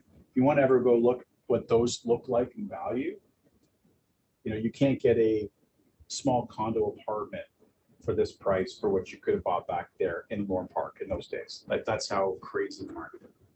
Anyways, his name was Jim, the owner of the company, my friend. And Jim's like, okay, I'm gonna refer you to, and I can't remember her name now. Funny, yeah, I should. Anyways, she's looking to buy, and she's looking to buy with their partner. And just wanted to let you know, Mike, they're lesbians. I'm like, okay, whatever, no problem for me. Like, I treat everybody the same. Okay, just want to make sure you're okay with it. Fantastic. And I'm gonna say Lorna. Lorna has a child. Perfect, no problem. She's like 10 years old or 9 years old. Perfect, no problem. So I just actually purchased a new car. I had a brand new BMW, like 340, or I don't even know what, like a 3 Series BMW, to the point where it had that brand new smell, right? That I love that smell. I actually buy the air fresheners that smell like your car. That's how much I love that smell. Anyways, had it in my car, and we're driving around looking at Wallen Park, and the young girl is hungry, so she wants to go to McDonald's. So we go to the local McDonald's, and I'm hoping to go into McDonald's with them. I don't want to get in my car, but they convinced me that it's, you know, best to eat in the car because then we could, you know, go quick. And in my back of my mind, I'm like, oh, I'll do this. Okay, let's do it. So the kid orders a Big Mac. Big Mac. She's in the back seat, and she bites into the Big Mac, and the whole thing shoots out into the back of my car. I'm like, oh God. So smart me, not to be angry or like freak out. I'm like, let's change the conversation. And so I said to the little girl, I go, oh, don't worry about it. Don't worry about it. And then for whatever God forbidden reason, I don't know, out of my mouth comes these words. I just say that you're the kid, Matt. Hey, Matt, did you ever get to see your dad? I don't know why I asked that stupid question. Because you're sitting there thinking already, oh my God, there's a lot of wrong things now that could come out of that kid's mind, right? Or mouth. Oh yeah, trust me. As the words came out of my mouth, I was like, get back in there, get back. It's too late. So I'm thinking maybe the dad died. That was my first thought, right? I'm like, oh shoot. Well, the mother was sitting beside me, right? She's there, and then the partner's here. The mother sits back like this. I'm like, this is not going to be good. This is going to be horrible. And this little kid's 9 years old, 10 years old. She's like, oh, I've never met my dad. So I'm now thinking dad died. I'm like, holy cow. I was like shrunk in the seat. Like, can I get out of my car? Here's the keys. I'm out of here. And the kid proceeds to tell me, well, no, I've never met my dad. I was conceived in the test tube. I turned red. The mother is now laughing at, like hysterically, not angry with me, laughing at me because she sees, she's a psychologist, she sees how I've now just become like completely embarrassed. And now I listen to this 9-year-old child describe in graphic detail how artificial insemination and in vitro all works. And I'm just like, get me the heck out of there. And so from that moment on, I never had people in my car because I screwed up that bad. So if you've not done anything like that in your career, listen, you're way better than I am. Anyways, to each his own. Let them in your car. Don't. I had people meet me. Can sometimes get awkward, definitely. It was hilarious. Like I look back now, and I sold them a house. It was a joke. It's like people still talk. They still talk about that story, that I did that. But you can imagine how quickly or how badly that could have gone. Like, but you know, it's all about dialogues, scripts, and stuff. And so even I made catastrophic errors at times. Right? Sorry, we went way off topic. This is the 6 C's of communication. You heard me talk about that last week, okay? We're way behind, aren't we, Matt? Well, let's see how fast you can get through. Okay, let's get through this. So these are the 6 or 7 different sources of lead generation for buyers. Cito them all again. Susan, love your stories. Thank you, Sue. Yeah, no, that story I've told a few times. I don't think I've ever said it in front of you before. Not the car one. Not the car one? No, okay, there you no. go. And how many years have you been working with me?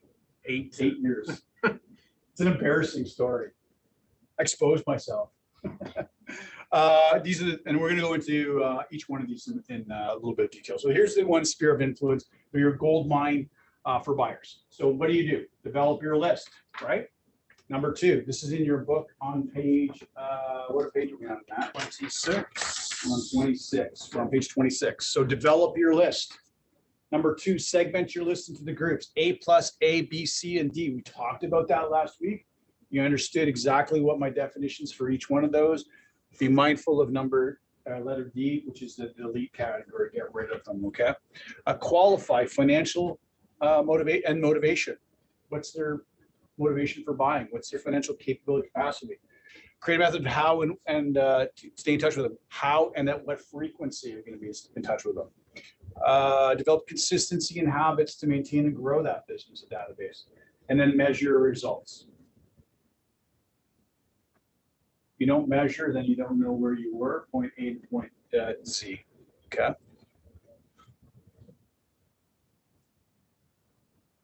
Already got them all filled in. Remember the gold mine analogy I gave you last week? Got to go through a lot of rock to find the gold. The lot of rock is your D's. Get rid of the D's as quick as you can. Focus on the A pluses, A's, and the B's. C's a little bit less. You can try and move them up. If you can't move them out, move them out. So don't. If you can't move them up, move them out. Just one more time to say that. Okay, measure results. We're good. Open house. I talked about this a bit with you last week. This was a massive part of my business when I was starting out in real estate. For the first 5 or 6 years, I was deadly focused on doing open houses. I shared with you one of the secrets that I had, which was to become friends and become connected to the realtors within the office. So we have 600 almost realtors here at this brokerage who have listings that they can't service to do open houses. Come into the office and network and prospect, lead generate with the realtors right here in our own office. It's a great source. If you're going to do them, this world has become, it's gone bonkers. Really, it has. There's been just some insane things happening. If you're going to do open houses, I highly recommend, even if you're a guy, attend with another realtor. Don't go there by yourself, okay? Because here's the reality. Safety and security for you at an open house is tantamount. It's the most important thing. You don't know who you're letting access the property for your own personal safety and security, but also the home that you're going to be hosting an open house at. There was a home down in the Clarkson area, right down in Mississauga, very upscale, exclusive area that was robbed a number of years ago, cleaned out because there was only one realtor there, and that realtor was distracted by a team of thieves. And they actually literally walked out of that property with significant collectibles, including artwork. How does somebody steal artwork off of a wall and not get seen? Well, because they've distracted the realtor. But if you have multiple realtors on site, then you can manage that, right? Safety checks and phone checks. This is a cool thing to have, right? So if you're going to be out there by yourself, if you choose to do that, make sure you have like every half hour, right? You call your spouse or your best friend or a colleague in the office. Hey, it's Mike, Matt, everything's okay, no problem, perfect. At least you've been checking in. If you insist on doing it by yourself, I will always say, never ever put your life in jeopardy over a fee or a commission. It's not worth it at all. I'm not sure if any of you were part of our company when we had last year the son of the murdered realtor from the United States, where he started the foundation for his mom. So if you go onto the Royal LePage signature portal, last year and I can't recall his name, but his mother was murdered. His mother was abducted, held for ransom. They didn't pay the ransom, and they murdered her. And what was she doing? She was showing a property to somebody they didn't know in an area that was a rural area down in the States. She was chasing a commission. Don't chase a commission for your life, not worth it. And sadly, there's been realtors murdered here in Ontario. There was a realtor murdered up in Caledon about 7 or 8 years ago, maybe 10 years ago. Yeah, it does happen. Assaults happen. I'm not trying to scare you. I'm just trying to press upon you that your life and safety is worth way more than any dollar figure. Be prepared as well. Know how to get into the neighborhood, how the property to access even lock boxes and things like that, right? Now that I've sufficiently scared the crap out of everybody, but this is my kind of public service moment. Yeah. I've been doing my open house with the mortgage. Perfect. So comment was doing it with a mortgage lender with you. Perfect, 100%. Internet. 93% of home buyers do some or all the research now on the internet. That actually number, I disagree with it. I'd probably say that's like 99%. My 79-year-old mom's forever on the internet now, so she's on there. I'm pretty sure that number's up there, 99%. Buyers want to learn about the home buying process, and they're comparing notes with family and friends. Listing content is critical on your website if you're going to create one. It needs to be current, accurate, and navigable. So when I left the industry in 2006, I had a website that was cutting edge at the time. And it drove a lot of leads and traffic because I had stickiness in my website, and stickiness and SEO. It's called search engine optimization. So all the keywords back in those days were embedded in my website. So if somebody was searching for that area, my website would come up first. But I also had built into my website all kinds of games for kids and people to play. So like not just like solitaire, but other games back 2006. And when I would get the analytics every month about where people were coming back to the website, they were coming back to, they had to come to the main page, then link into whatever. They were going to play games. I didn't care about that. Why? Because they were coming to my website, driving traffic. More traffic helped in the search engine rankings for me, right? So I know that's, old technology now, like 16 years ago, but whatever is out there and available today, I recommend for the website perspective to really do your due diligence and homework and get the best that your money can buy for you right now. Your internet is your online business card, basically. Everybody should have one. If you don't have an internet presence, please look at getting one, okay? Networking. I was a king of networking, still am. I do this all the time. What do you like to do? Golf, running, hobbies. I was hockey, baseball, inline. What do you like to volunteer in the community? What are the opportunities that present themselves? Get into those worlds because you're the most natural, comfortable in those settings. And then you're able to have the conversations about real estate a lot easier, okay? Did everybody see Phil Soper on, was it yesterday, Signature Live, or was it Tuesday? Right, Phil Soper, the CEO of Royal LePage. I met Phil at the Royal LePage conference in 2002. Phil was not our CEO at the time or president. Phil was the general manager of the relocations division for Royal LePage Canada. That was the first conference I'd ever gone to. The population maybe back then of Royal LePage in Canada was 7,000 people. So it's not what it is today, 20,000. I was nervous about going to that conference, spending the money to go to Halifax, for a business trip. But it was probably one of the best things I ever did in my career to do that, because I got to be able to network with realtors across Canada. And I got to meet Phil Soper last night. We had a pub crawl, and Phil, myself, and a couple other people were helping people get across the street through traffic. Next morning, at the closeout of the conference, Phil Soper was introduced as the new president of the company. Pretty cool, right? My job, my career as a broker, as a leader, started at that conference. Unbeknownst to me, I became known to leadership at Royal LePage Canada and head office. They liked me and trusted me. And over the next 4 years, they were nurturing me, unbeknownst to me, to take over a leadership role at Royal LePage Canada. So here I am now in a leadership role, all because of something that I went to build business on. You just never know, right? Where these little things pop up, little on ramps, off ramps in your life. You had a question? Well, no, not a question. When we had our big office meeting in downtown Toronto, I didn't want to have to drive down, so I took Lyft. The Lyft driver was a real estate agent for Century 21. Yeah. He says he drives for Uber and Lyft and uses that.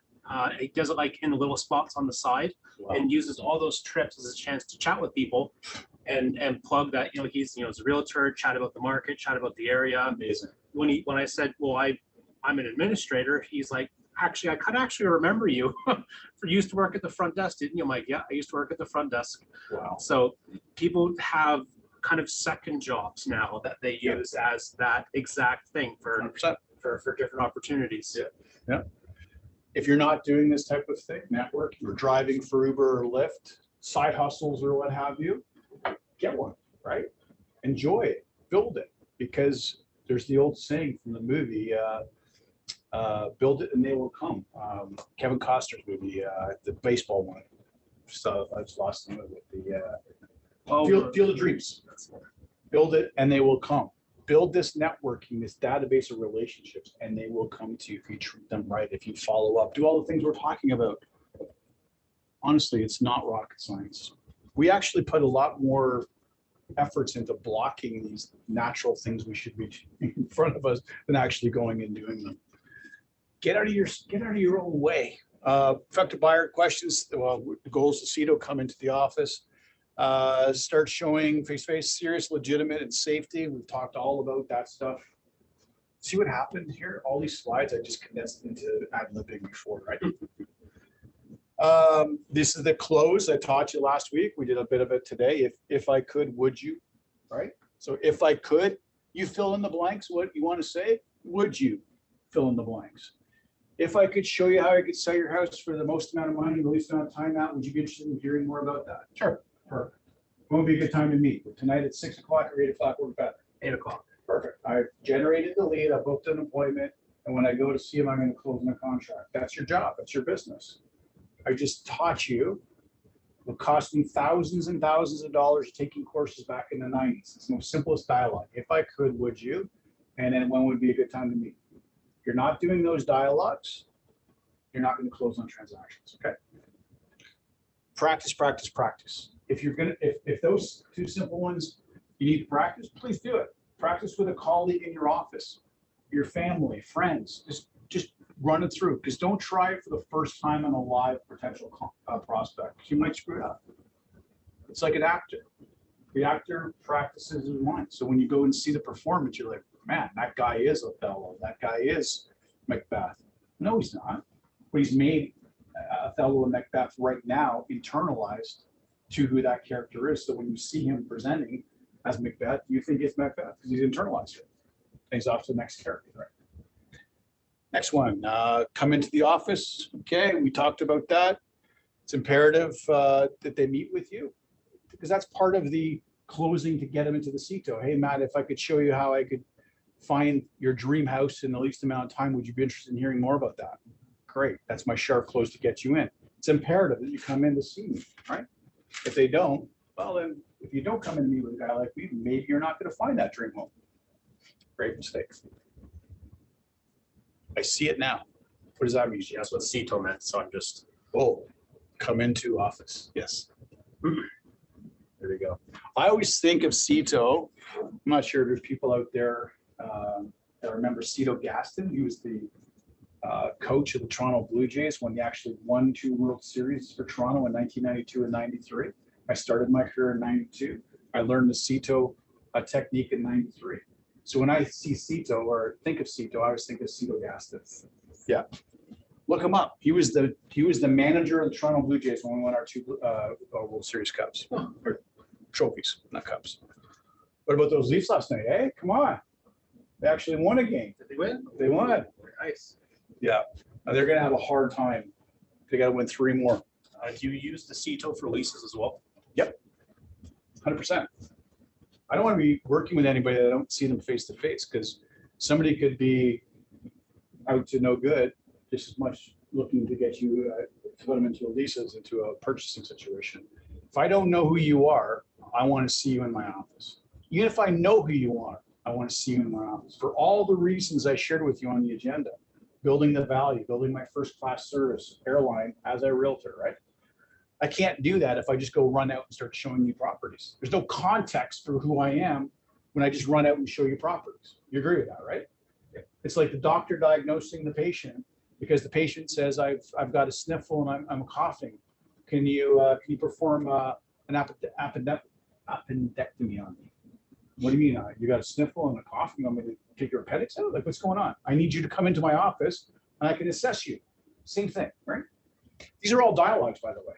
People are pushing back on you, and for doing that, push back on them and say, well, would you say that to your doctor if you called your doctor out and said, I looked on WebMD and based upon these symptoms, I think I have my appendix is going to rupture. Well, I don't think that's the case. Why don't you come into my office so I can do some tests on you?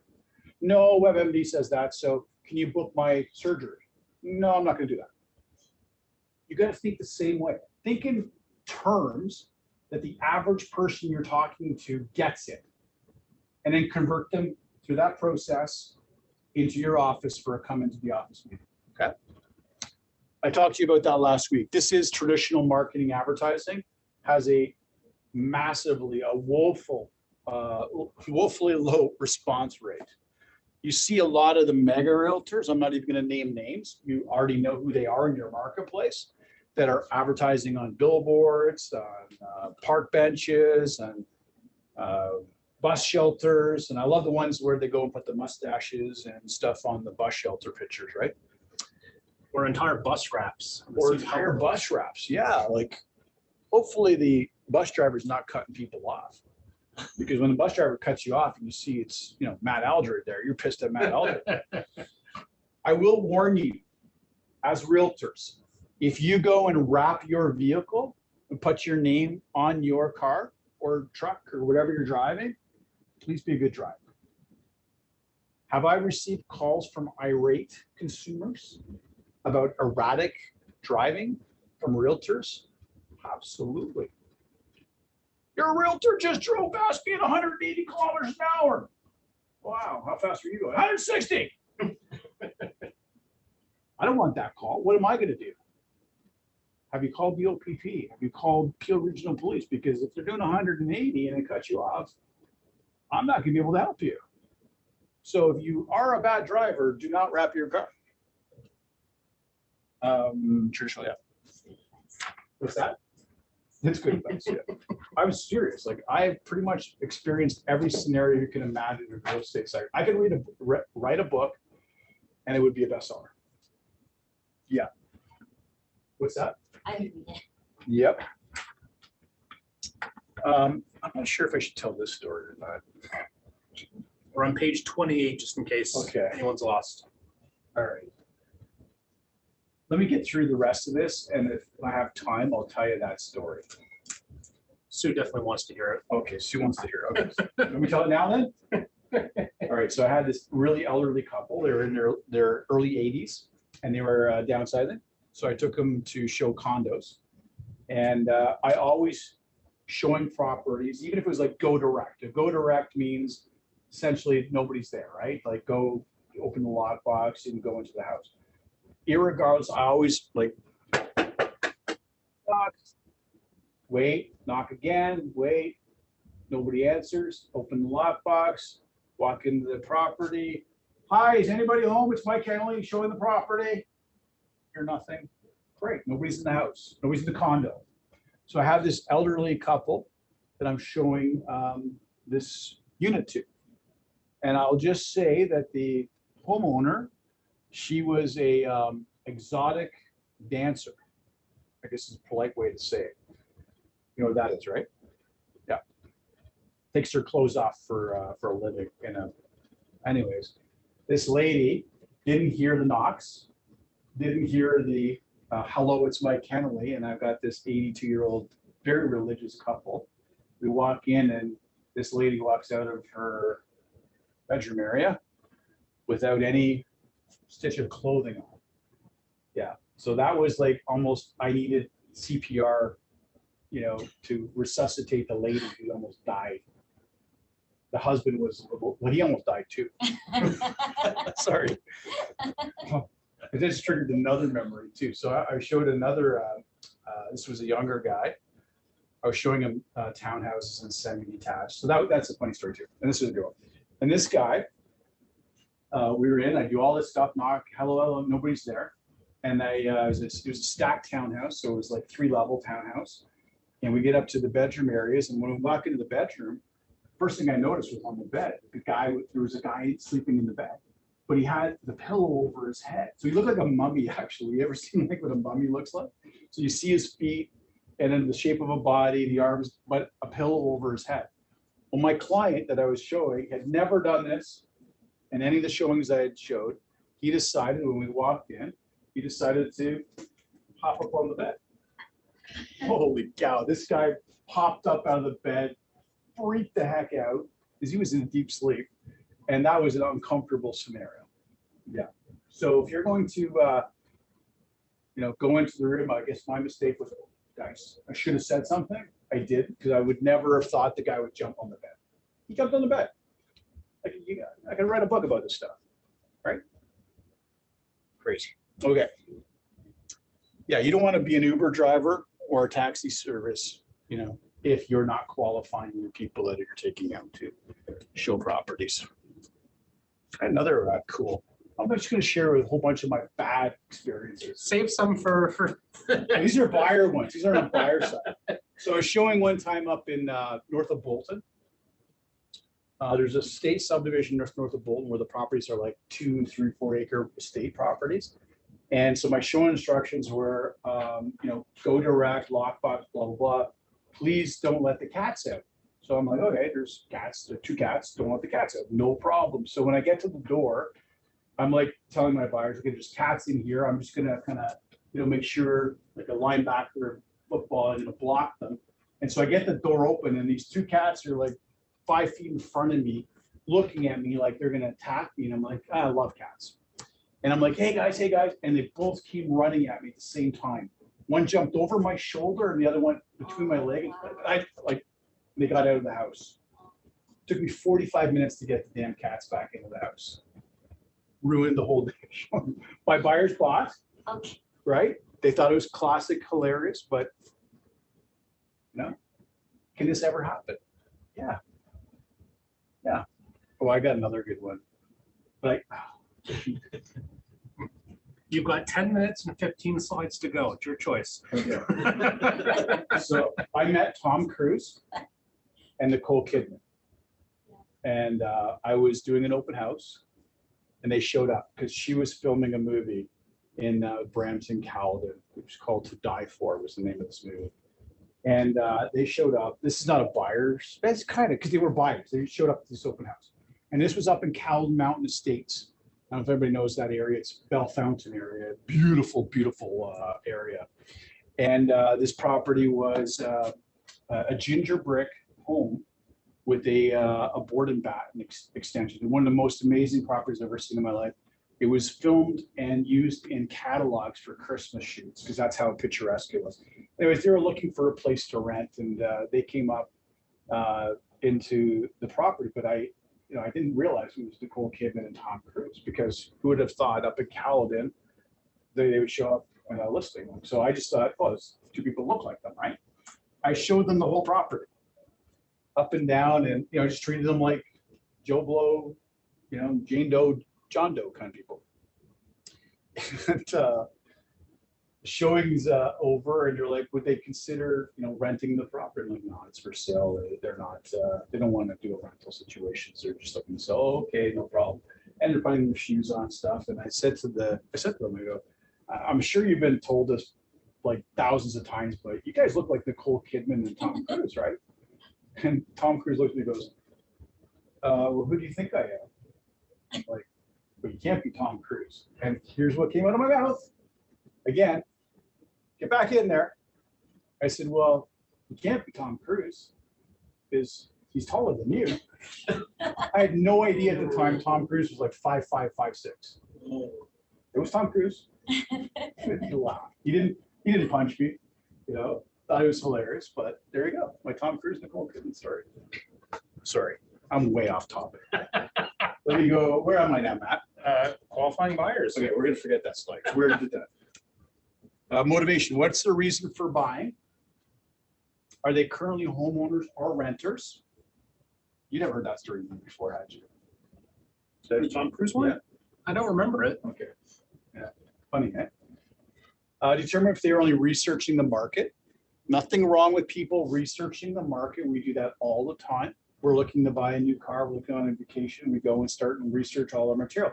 We don't buy the car from the dealership or buy the vacation from the travel agent. It doesn't mean we don't like the travel agent. There's our research that we're not going to buy that. So don't take it personally. If people don't buy or sell with you, it's not personal usually, right? Invest your time in prospects that want to enter in a financial position to buy. That's the financial capability capacity situation. I so much like working with my finger on this. This is way better moving forward, 100%. Oh man, people now know way too much about me. Still a lot more stories to go.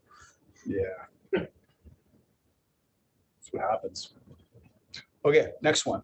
Working with a realtor. This is also dentist material, but I have to say it too. So you have to follow Reva 2002. That's now going to change to TRESA, Trust in Real Estate Services Act. That's imminently going to be passed in phase 2, probably in the next couple months. The big addition there hopefully will be the designated agency, which is the ability for the same brokerage to offer client relationships to the buyer and the seller. Right now, you can't do that. It's called multiple representation, right? So designated agency is going to find itself into the legislation, which will help us as a company, because we have 1,500 realtors. We do a lot of, call them double entry. What's that? A lot of multiple. Yes, exactly. Yeah. There we go. Needs and wants.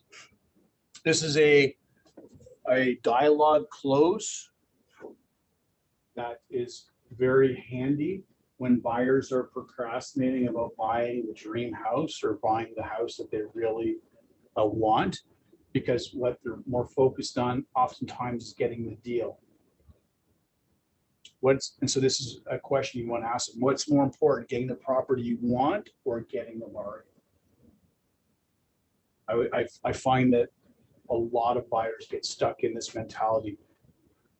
Particularly last 10 months, they've been stuck in that mentality. And now buyers are realizing, oops, I missed the window because now the prices are going back up, right? So this was a very powerful dialogue to use even up to about 30 days ago. Still today, right?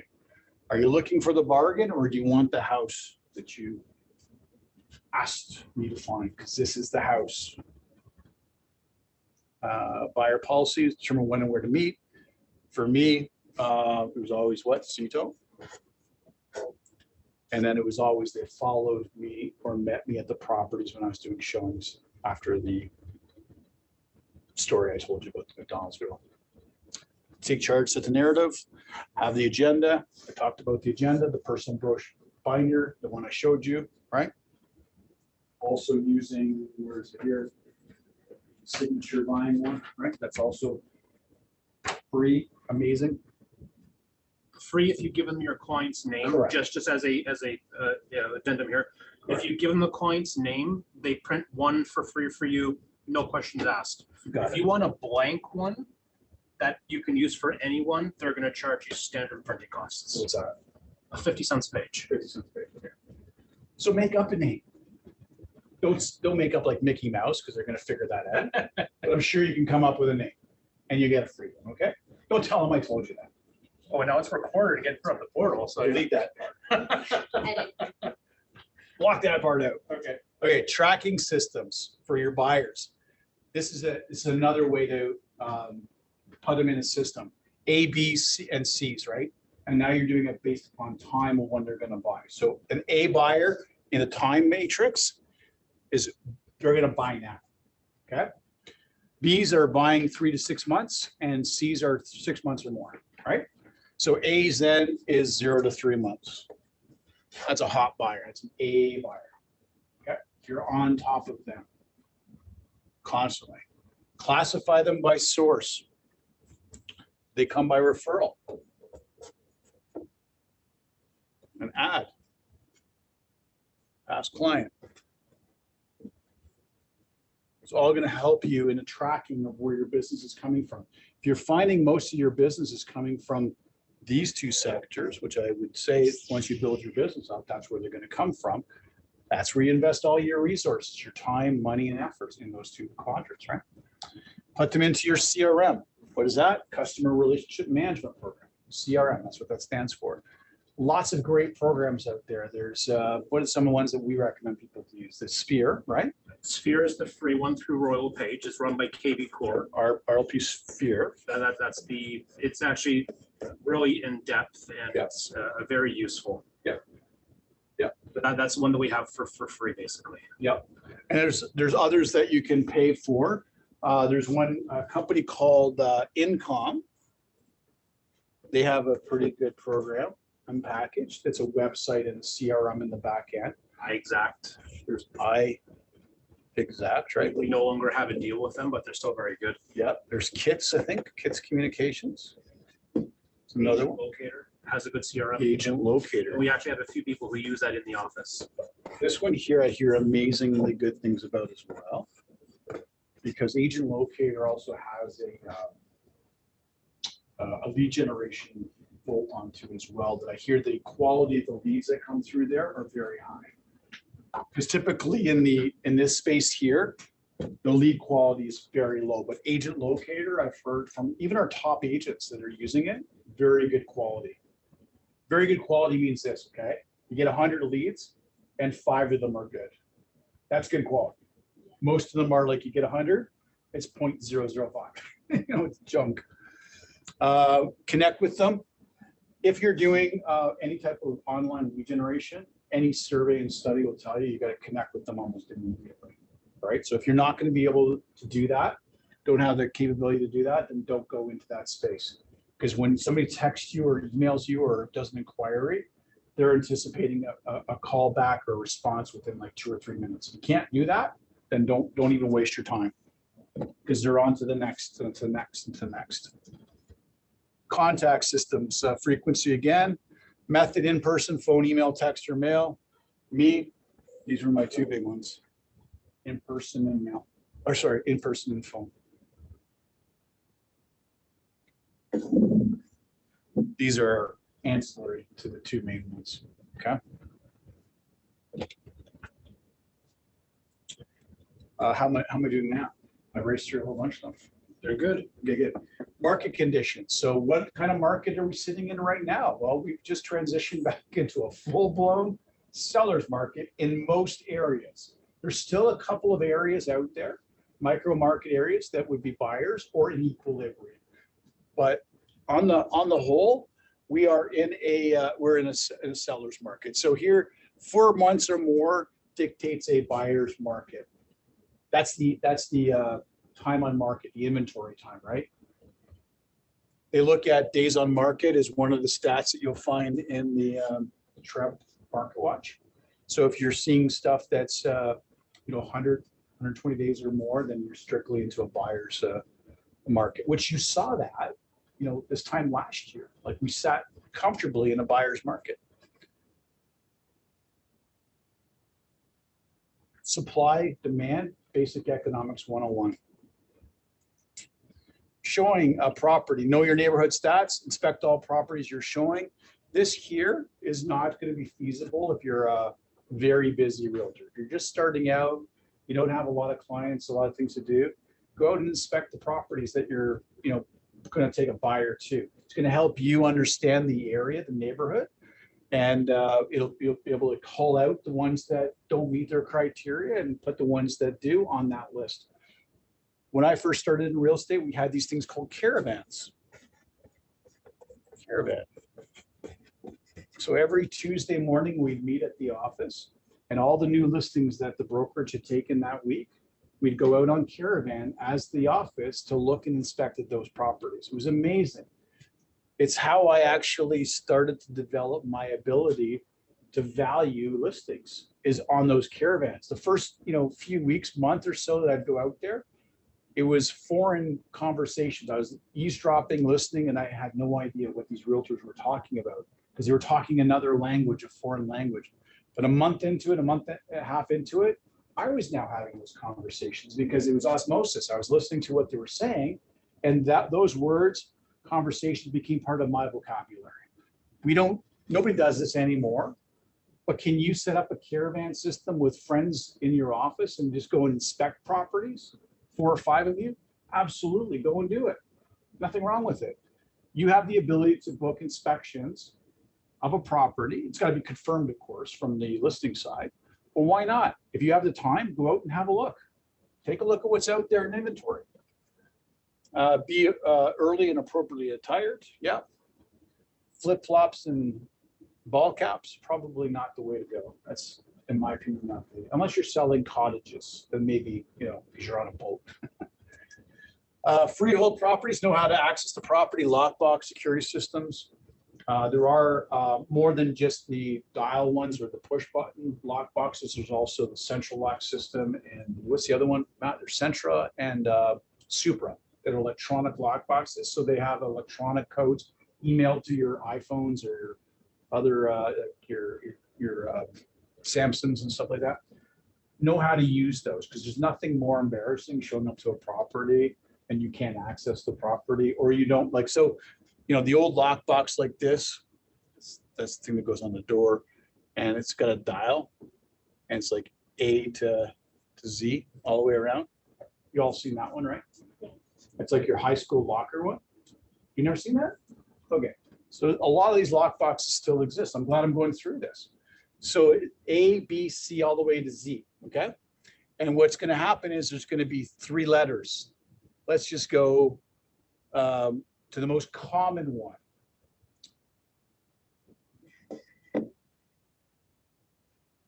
That's actually the factory default setting on most of those super lock boxes, SPI. And a lot of realtors don't even go in and change the factory default of their lockbox. So if you're going to a lockbox, this is your combination. You got to start at the A, go full around twice to the S, clockwise, okay? Then you got to go counterclockwise, 1 full to the P. Then this right to the I. That's how you open up the lockbox. I actually get calls from people that are at a property at one of these. How do you open up the lockbox? They don't know how to do it. That's how you do it, okay? 2 full to the right, 1 full to the left, right to the left, okay? The ones that have numbers, you know, like 1, 6, 8, 9, easy. 1, 6, 8, 9, right? Electronic ones, if you are doing those, just reach out to, like, you know how to use those, right, Matt? If you ever had problems, you could figure it out with you. Perfect. Leave the property as you saw it. I made sure I got those cats back in the house. Nothing worse than having you have cats on your conscience. Condominiums, this is cool. I lived in condominiums when I was in my 20s up to my early 30s. I loved working the condo market. I had a big market share in Brampton. That's where I traded in the condominium market. In fact, I was the #1 realtor for about 7, 8 years in condominiums. Know how to access the property you're showing. If there's a concierge, be ready to show your RICO registration. Now, you have the app. You can download the app from RICO. Let me see if I can find mine. It's the RICO MyWeb app. Yeah, there it is there. That's my RICO app. Can people see that? So you can download that app. The QR code, you know, is the code for it. I will tell you that in a security concierge situation at a condo, 90% of the time, this is going to be accepted by the security and concierge. But some security and concierge that really, really know the rules can say, I don't want, that's not sufficient. I need to see your paper copy. Which they no longer give us. Which they no longer give. So be careful. So you're going to have to print out a paper copy off of the website. Okay? Because they have the ability to request the paper copy. But definitely get the RICO registration app, download your actual thing. Hopefully that's helpful. Where's the lockbox? Probably seen pictures online in Facebook groups about, you know, going to a condo and there's a, down in the bike rack in the basement, there's like 50 lockboxes and they all look the same. Which one am I picking? So identify, if you're listing in a condo, you know, put like yellow paint on your lockbox and, you know, say mine's the yellow paint or something so you stick out. But find out where that is. Where are the parking in condos? Just because somebody says it's P11 and, you know, P12, don't take their word for it. Verify that. But also go and look on where P11 and P12 is in the parking. It might be in a great spot. Maybe you have an elderly couple. Remember we talked about elderly couples are going to condos? The P11, P12 is 2 feet away from the door to go to the elevator. Isn't that a helpful thing to know? Versus P11, P12 is at the opposite end. So these old people have to walk through the parking, underground parking. So know where they are. Know where the amenities are. People are buying condos because of the lifestyle. Where's the pool, rec center? Where's the hobby room? Where's the party room? All these types of things. Get to know where those amenities are. Ensure you have access to show those features too. Sometimes there's cards to access these rooms. See if you can get a copy of those cards to show them those features. Know where everything is as well. I'll share a story too. Another one. I used to live in 24 Hanover in Brampton. And 24 Hanover was connected to 22 Hanover by a shared common facilities, right? The pool, tennis courts, squash courts, weight room, all that kind of stuff, right? So we were coming down my tower, 24, and when you got out of the elevator, you turn right to go to the amenities. And we were coming down, and this was 24 stories, this building. And we were up at like the 20th floor coming down, and about the 10th floor, another realtor came on with their clients. They were looking for one, and we were looking for two. And I knew the realtor. Hey, how you doing? Quick, chat, whatever. We're going down to the lobby, to the ground level where the amenities were. And so this guy jutted out in front of me because he wanted to be the first to be, the ego guy to show the rec facilities. And so he comes out of the elevator. Hey, Mike, let me lead the way. I'm like, okay, go ahead. He turned left, which took him into the parking garage, not to the. So he thought he was in building 22. So he goes left. What he didn't know as well is as soon as he opens that door, and there's like a sub door. So you open that door, then another door. That door locks. There's no key for that unless you're a unit owner like me. And so he does that. And I said to my client, listen, let me just hang out. Seems to have nice clients because they're going into the parking garage because the pool and everything is this way. They're like, really? I go, no, yeah, I live here. Right, I told you. So we waited 30 seconds. Then there's a door. The guy realized he'd gone into the parking. So I stood there, opened up the door. And this realtor says, they must have changed the location of the facilities. And his clients are behind him. I go, yeah, that must have been what they did. If you guys want to follow me, I actually live here as well. I can share with you and you can tag along and I'll tell you all about the property. So know where you're going in a condo building. Don't be that idiot that goes and takes people into a parking garage to look like he's a superstar. Realtor safety, I told you about this a lot. Please, please, please, it's my public service announcement. I don't want to get that call about any of my realtors that have been put into a situation to jeopardize their safety, okay? After showing, ask them what they thought and felt about the home or the condo. And this is always key for me. There's that word again, follow up.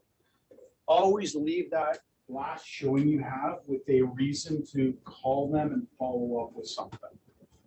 Okay. It could be something like you've gone to a couple of houses and, do they like the house? So always question, would you consider making an offer on this property? If not, why?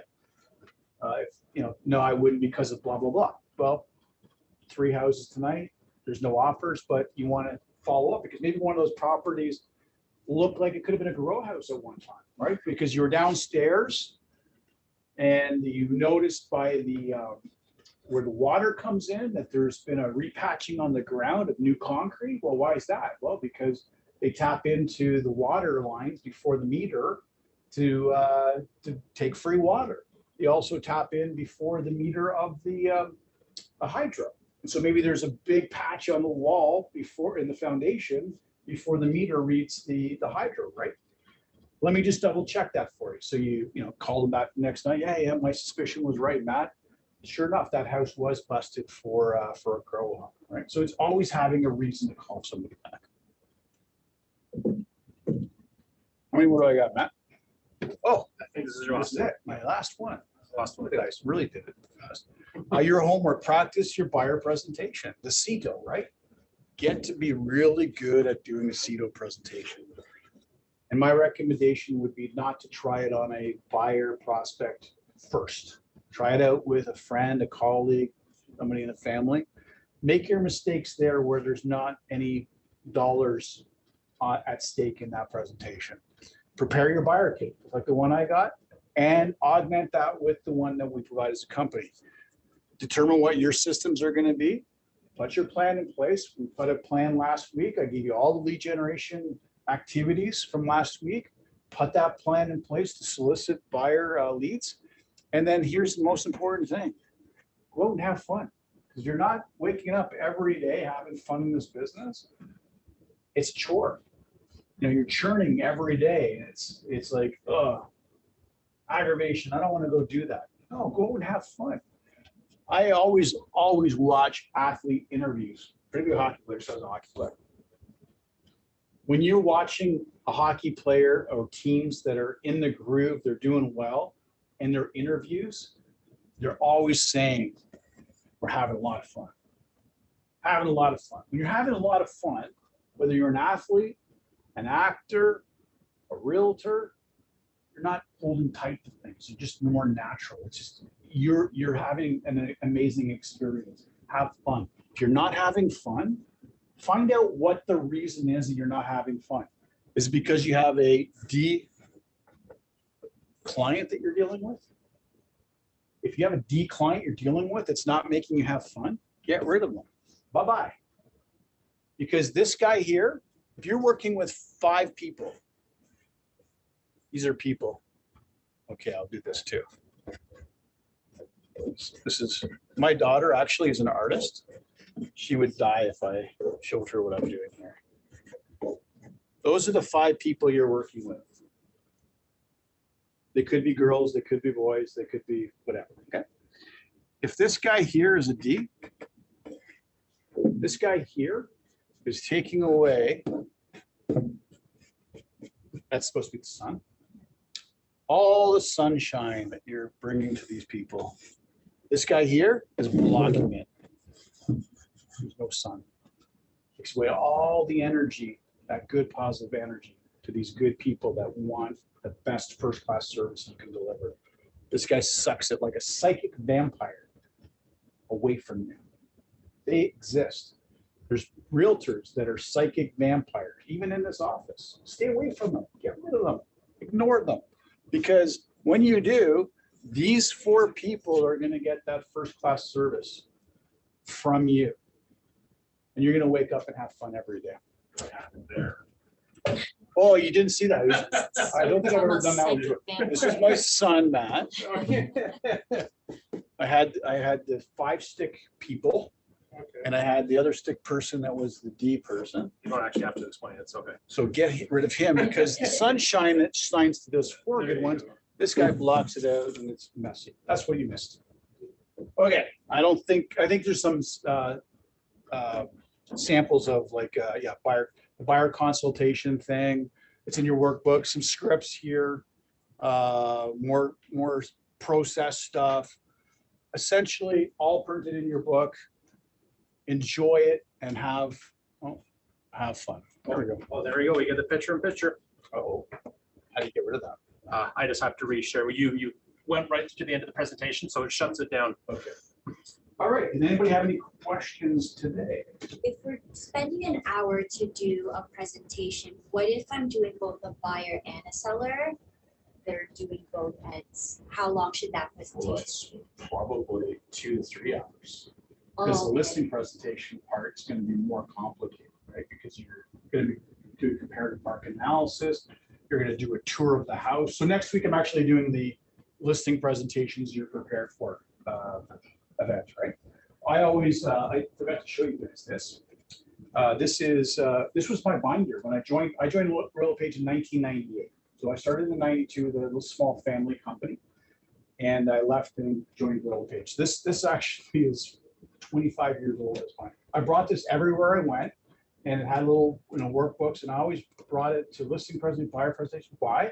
Because it'd be like, hey Matt, I'm going to list this house to do a listing presentation. Hey Matt, is it all right? I'm just going to bring my binder for me. And here's the dialogue I would use with Matt to enter into a listing, right? Well, Matt, listen, pretend I'm a cash buyer right now. That I have in my pocket enough to buy your house with it. What's going on? No, I'm just keep going. Okay. That I have enough money in my pocket right now to buy your house for cash. take me around and give me a tour of your house like that cash buyer. And if you don't mind, I'm gonna open my notebook out and I'm gonna take notes about what you point out about your house, because what you point out about your house is gonna help me create the actual marketing plan to sell your house. Does that make sense, Matt? So I always use it, and it's helpful too, because yes, we have great memories, but they're not perfect, we're infallible, but if you mark something down, helps you rekindle that memory, but also from Matt's perspective, it's like, oh, this guy's taking it seriously, right? So you put it down. There's another question there too? No. There's something else there that I thought of, but I can't remember. In the chat, so. Okay. Yeah, so have fun. This is what it's about. And you know, when you have a goal, and maybe your goal is to be an award winner, and when we have our award ceremony, you whack up on the stage and you shake Chris's hand, my hand, Jeff's, and Michael's, I'm probably as happier, more happier for you than you are for yourself. I honestly, 95% of the people that come up on stage started exactly where you guys are with me, right? And they worked themselves into the capacity to deliver the dream that they were setting out to do. And part of that dream is that award, right? I'll be more happy for you than probably yourself, believe it or not. To me, that's my success, right? Anyways, we'll see you guys next week. Listing presentations is the course, and I'll see if I can come up with some more funny stories. And 12 o'clock start again. And 12 o'clock start.